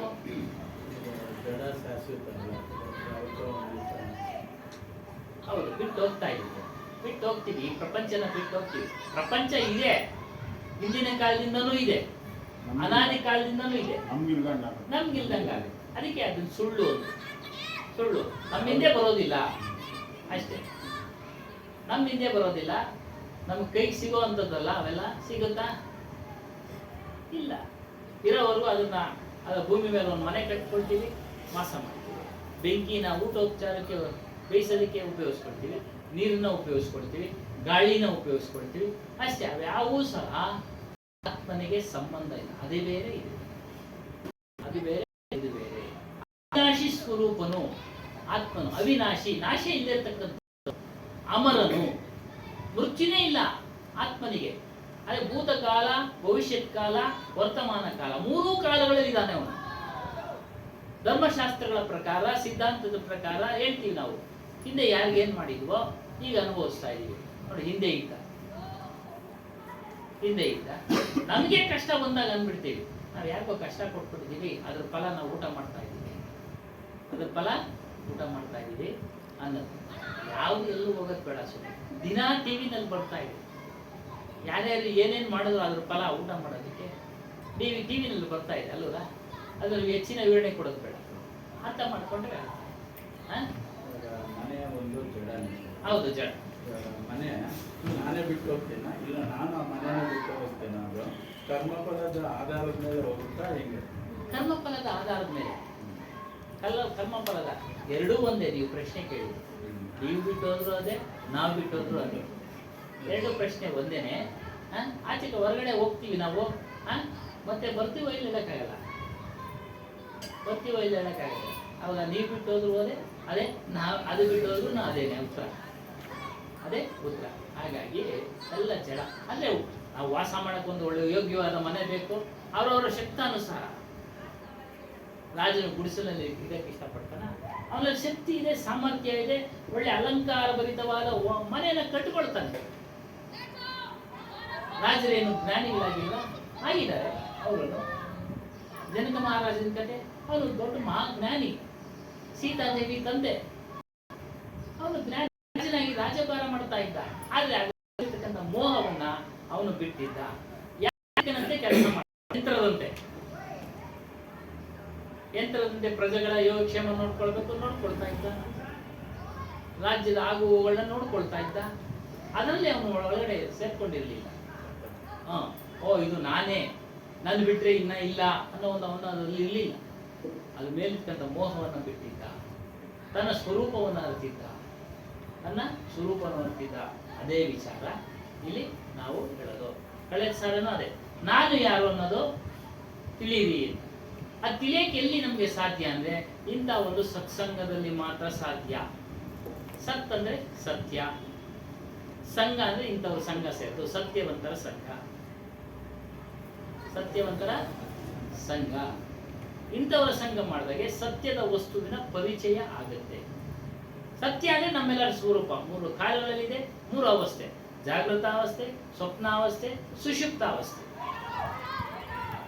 ಜಾಗ್ರತೆ, ಹಾಸಿಗೆಯಿಂದ ಎದ್ದ ಬಳಿಕ ತಿರ್ಗ ಮಲಗುವವರೆಗೂ ಇದು ಜಾಗೃತಾವಸ್ಥೆ. ಇನ್ನು ಸ್ವಪ್ನವನ್ನ ಕಾಣ್ತೀವಿ. ಎದ್ದ ಬಳಿಕ ನನಗೆ ಇಂಥ ಕನಸು ಬಿತ್ತು ಇವತ್ತು ಅಂತೀವಿ, ಇಂಥ ಕನಸು ಬಿತ್ತು, ಅದನ್ನ ಅರಿತೀವಿ. ಅರಿಯೋನ್ ಯಾರು? ನಮ್ಮ ಮೂಲ ಸ್ವರೂಪ. ಜಾಗ್ರತೆಯಲ್ಲಿ ಹೇಳ್ಬೋದು, ನಾವು ನೋಡ್ತಾ ಇದ್ದೀವಿ, ಅರಿತಾ ಇದ್ದೀವಿ. ನಿದ್ರೆಯಲ್ಲಿ ಸ್ವಪ್ನ ಬಿದ್ದರೆ ನೋಡ್ತಾ ಇರ್ತೀವ, ಕಣ್ಣಿಂದ ನೋಡ್ತಾ ಇರ್ತೀವ, ಕಿವಿಯಿಂದ ಕೇಳ್ತಾ ಇರ್ತೀವ. ನೋಡಿ ಎಷ್ಟು ಸೂಕ್ಷ್ಮ. ಅದಕ್ಕೆ ಆತ್ಮ ಸೂಕ್ಷ್ಮ ಸ್ವರೂಪ ಅರಿತಾ ಇದೆ. ಇನ್ನು ಸುಷುಪ್ತಾವಸ್ಥೆ, ಗಾಢವಾದ ನಿದ್ರೆ ಮಾಡ್ಬಿಡ್ತೀವಿ. ಏನ್ ರಾತ್ರಿ 10 ಗಂಟೆಗೆ ಮಲಗಿದ್ರೆ ಬೆಳಿಗ್ಗೆ 6 ಗಂಟೆಗೆ ಎಚ್ಚರಿಕೆ ಆಗುತ್ತೆ. ಹೇಳ್ತೀವಿ ಒಳ್ಳೆ ನಿದ್ದೆ ಮಾಡ್ತಾರೆ, ಒಳ್ಳೆ ನಿದ್ದೆ ಬರ್ತಾನೆ. ಆ ನಿದ್ದೆಯನ್ನು ಅರಿತಕ್ಕಂಥವನು ಯಾರು? ನಮ್ಮ ಸ್ವರೂಪ. ಎದ್ಮೇಲೆ ಹೇಳ್ತಾನೆ ಒಳ್ಳೆ ನಿದ್ದೆ ಮಾಡಿದೆ. ಆ ನಿದ್ದೆ ಸುಷುಪ್ತ ಅವಸ್ಥೆಯಲ್ಲಿ ಎಲ್ಲಿ ಮಲಗಿದ್ವಿ ಅನ್ನೋದು ನಿಮ್ಗೆ ಏನಾದ್ರು ಗೊತ್ತಿರುತ್ತಾ? ಸಮಯ ಗೊತ್ತಿರುತ್ತಾ? ಸಮಯ ಓಡ್ತಾ ಇರುತ್ತೆ. 12 ಆಯ್ತು, 1 ಆಯ್ತು, 2 ಆಯ್ತು, ಓಡ್ತಾ ಗೊತ್ತಿರಲ್ಲ. ದೇಶ ಇಲ್ಲ, ಕಾಲ ಇಲ್ಲ, ಸಮಯ ಇಲ್ಲ, ಏನೊಂದು ಇಲ್ಲ. ಹೆಂಡತಿ ಮಕ್ಳು ಯಾರಾದ್ರೂ ಬರ್ತಾರ ಆ ಸಮಯದಲ್ಲಿ? ಮನೆ ಮಠ ಏನಾದ್ರು ಗೊತ್ತಾಗುತ್ತಾ? ಇಂಥ ಮನೆಯಲ್ಲೇ ಇಂಥ ಅಲಂಕಾರಕೃತವಾದ ಮನೆಯಲ್ಲಿ ಮಲಗಿದ್ದೀನಿ ಅನ್ನೋದು ಗೊತ್ತಾಗುತ್ತಾ? ಇಲ್ಲ. ಒಟ್ಟಾರೆ ಏನು? ಗಾಢವಾದ ನಿದ್ದೆ ಅಂದ್ರೆ ಒಳ್ಳೆ ನಿದ್ದೆ ಮಾಡಿದೆ, ಅದನ್ನ ಅರಿತಾನೆ. ಅದನ್ನೇ ಆತ್ಮ ಅನ್ನೋದು. ನಾನು ಯಾರು? ಆ ನಾನು ಯಾರು ಅನ್ನೋದು ತಿಳಿಯಕ್ಕೆ ಇಂಥ ಒಂದು ಸತ್ಸಂಗನೇ ಮಾಡಬೇಕು ಹೊರತು ಬೇರೆ ಎಲ್ಲೂ ಸಹ ನಿಮಗೆ ಈ ವಿಚಾರಗಳು ಸಿಗೋದಿಲ್ಲ. ನಿದ್ದೆಗೆ ಭೇದ ಇದೆ. ಎಲ್ಲಿದೆ ಭೇದ? ಎಲ್ರಿಗೂ ನಿದ್ದೆ ಬರುತ್ತೆ. ಎಲ್ಲ ಪ್ರಾಣಿಗಳಿಗೂ ನಿದ್ದೆ ಬರುತ್ತೆ. ಭೇದನೇ ಇಲ್ಲ. ಎಲ್ಲ ಜೀವಗಳಲ್ವ ಸ್ವಾಮಿ. ಶರೀರವನ್ನು ಧಾರಣೆ ಮಾಡಿದ್ದಾರೆ. ಈ ಶರೀರಕ್ಕೆ ಬೇಕು ವಿಶ್ರಾಂತಿ. ಪ್ರಕೃತಿ ನಿಯಮ. ಪ್ರಾಣಿಗಳಿಗೂ ಬೇಕು ನಿದ್ದೆ, ಮನುಷ್ಯನಿಗೂ ಬೇಕು ನಿದ್ದೆ. ಆದರೆ ಮನುಷ್ಯನಲ್ಲಿ ಸ್ಪೆಷಲ್ ಶಕ್ತಿ ಇದೆ, ವಿಶೇಷ ಶಕ್ತಿ. ಎಲ್ಲವನ್ನ ಅರಿತಾನೆ, ಎಲ್ಲವನ್ನ ಶೋಧನೆ ಮಾಡ್ತಾನೆ. ಸಂದೇಹ ಬಂದರೆ ಅದನ್ನು ಶೋಧನೆ ಮಾಡ್ತಾನೆ, ವಿಚಾರ ಮಾಡ್ತಾನೆ, ವಾದ ಮಾಡ್ತಾನೆ, ನಿಮ್ಮ ಪ್ರಶ್ನೆ ಕೇಳ್ತಾನೆ, ಅಳ್ತಾನೆ, ನಗ್ತಾನೆ, ನೆಗಿತಾನೆ, ಕುಣಿತಾನೆ, ಓಡ್ತಾನೆ. ಅಲ್ಲ ಸ್ವಾಮಿ, ಬಾಲ್ಯದಲ್ಲಿ ಓಡಿಲ್ವಾ ನಾವೆಲ್ಲ? ಆಟ ಆಡಿಲ್ವಾ? ಈಗಲೂ ಅದೇ ರೀತಿ ಓಡಕ್ಕಾಗತ್ತಾ? ವಾಕ್ ಮಾಡೋದೇ ಕಷ್ಟ ಅಲ್ವ ಸ್ವಾಮಿ? ವಾಕ್ ಮಾಡೋಕ್ಕೆ ಆಗಲ್ಲ. ಹೀಗೆ ಈ ಶರೀರ ಅದ್ರ ಸ್ವಭಾವ. ಬಾಲ್ಯ ಗಾಢ ನಿದ್ರೆಯಲ್ಲಿ ಇರ್ತಕ್ಕಂಥ ಮನುಷ್ಯನ ನಿದ್ದೆ ಮಾಡಿಬಿಟ್ಟಿರ್ತಾನೆ. ನಿದ್ದೆ ಮಾಡಿರ್ತಕ್ಕಂಥ ಮನುಷ್ಯನ ಮಂಚದ ಸಮೇತ ಮನೆಯಲ್ಲಿ ಅರಮನೆಯಲ್ಲಿ ಮಲಗಿರೋನು ತಗೊಂಡೋಗಿ ತಿಪ್ಪೆ ಮೇಲೆ ಅವನ ಮಂಚ ಇಟ್ಬಿಟ್ಟು ಬಂದ್ರೆ ಬೆಳಗ್ಗೆ ಎದ್ದಾಗ ಅರೆ ನಾನು ಅರಮನೆಯಲ್ಲಿ ಮಲಗಿದ್ದೆ, ನಾನೇ ತಿಪ್ಪೆ ಮೇಲೆ ಬಂದಿದ್ದೀನಿ ಅಂತ ಬೆಳಗ್ಗೆ ಎದ್ದಾಗ ಗೊತ್ತಾಗುತ್ತೆ. ಅಂದ್ರೆ ತನ್ನನ್ನು ತಾನೇ ಮರ್ತು ಬಿಟ್ಟಿರ್ತಾನೆ. ತನ್ನನ್ನು ತಾನೇ ಮರೆತು ನಿದ್ದೆ ಹೋಗಿರೋ ಮನುಷ್ಯನಿಗೆ ತನ್ನನ್ನು ತಾನು ಮರ್ತಿಲ್ಲ, ತನ್ನ ಶರೀರವನ್ನ ಮರ್ತಿರ್ತಾನೆ, ತನ್ನ ಸ್ಥಳವನ್ನ ಮರ್ತಿರ್ತಾನೆ, ಮಲಗಿದ ಸ್ಥಳವನ್ನ ಮರ್ತಿರ್ತಾನೆ. ಆಗ ಎದ್ದ ಮೇಲೆ ಗೊತ್ತಾಗುತ್ತೆ. ಅಂತ ಮನುಷ್ಯನಿಗೆ ರಾತ್ರಿ ಹೊತ್ತು ನಿದ್ದೆ ಇದು ಕನಸು ಬಿಡುತ್ತಲ್ಲ, ಕನಸನ್ನ ಮಾತ್ರ ಹೇಳ್ತಾನೆ. ಹೇಗೆ? ಅದಕ್ಕೆ ಜಾಗ್ರತ, ಸ್ವಪ್ನ, ಸುಷುಪ್ತ ಅವಸ್ಥೆ. ಕನಸು ಬೀಳುತ್ತೆ. ಕನಸು ಬಿದ್ದು ಎಚ್ಚರ ಆದ್ಮೇಲೆ ನಾನು ಇಂಥ ಕನಸವನ್ನ ಕಂಡೆ ಅಂತ ಹೇಳ್ತಾನೆ. ತಿಪ್ಪೆಗಾಯ ತಗೊಂಡು ಮಲಗಿಸಿದ್ ಗೊತ್ತಾಗಿಲ್ಲ, ಕನಸಿನ ಮಾತ್ರ ಕರೆಕ್ಟ್ ಆಗಿ ಹೇಳ್ತಾನೆ. ಅದಕ್ಕೆ ಆತ್ಮ ಸ್ವರೂಪ, ಆತ್ಮ ಸೂಕ್ಷ್ಮ ಸ್ವರೂಪ ಅರಿತಾನೆ ಅಂತ ಹೇಳ್ತಾ ಇರೋದು. ಅದರಿಂದನೇ ಸುಷುಪ್ತಾವಸ್ಥೆಯಲ್ಲಿ ಗಾಢವಾದ ನಿದ್ರೆಯಲ್ಲಿ ತಾನು ಮಲಗಿರೋ ಸ್ಥಳ ಮಲಗಿದ ಅಷ್ಟೇ. ಮಲಗಿದ್ಮೇಲೆ ಎಲ್ಲಿ ಮಲಗಿದ್ದೀನಿ ಅದು ಸ್ಥಳ ಬದಲಾವಣೆ ಮಾಡಿದ್ರು ಗೊತ್ತಾಗೋದಿಲ್ಲ, ನೀವು ಹೇಳ್ದಂಗೆ. ಅರ್ಥ ಆಯ್ತಾ? ಆದ್ರೆ ಕನಸು ಬಿದ್ರೆ ಎಚ್ಚರ ಆದ್ಮೇಲೆ ಹೇಳ್ತಾರೆ.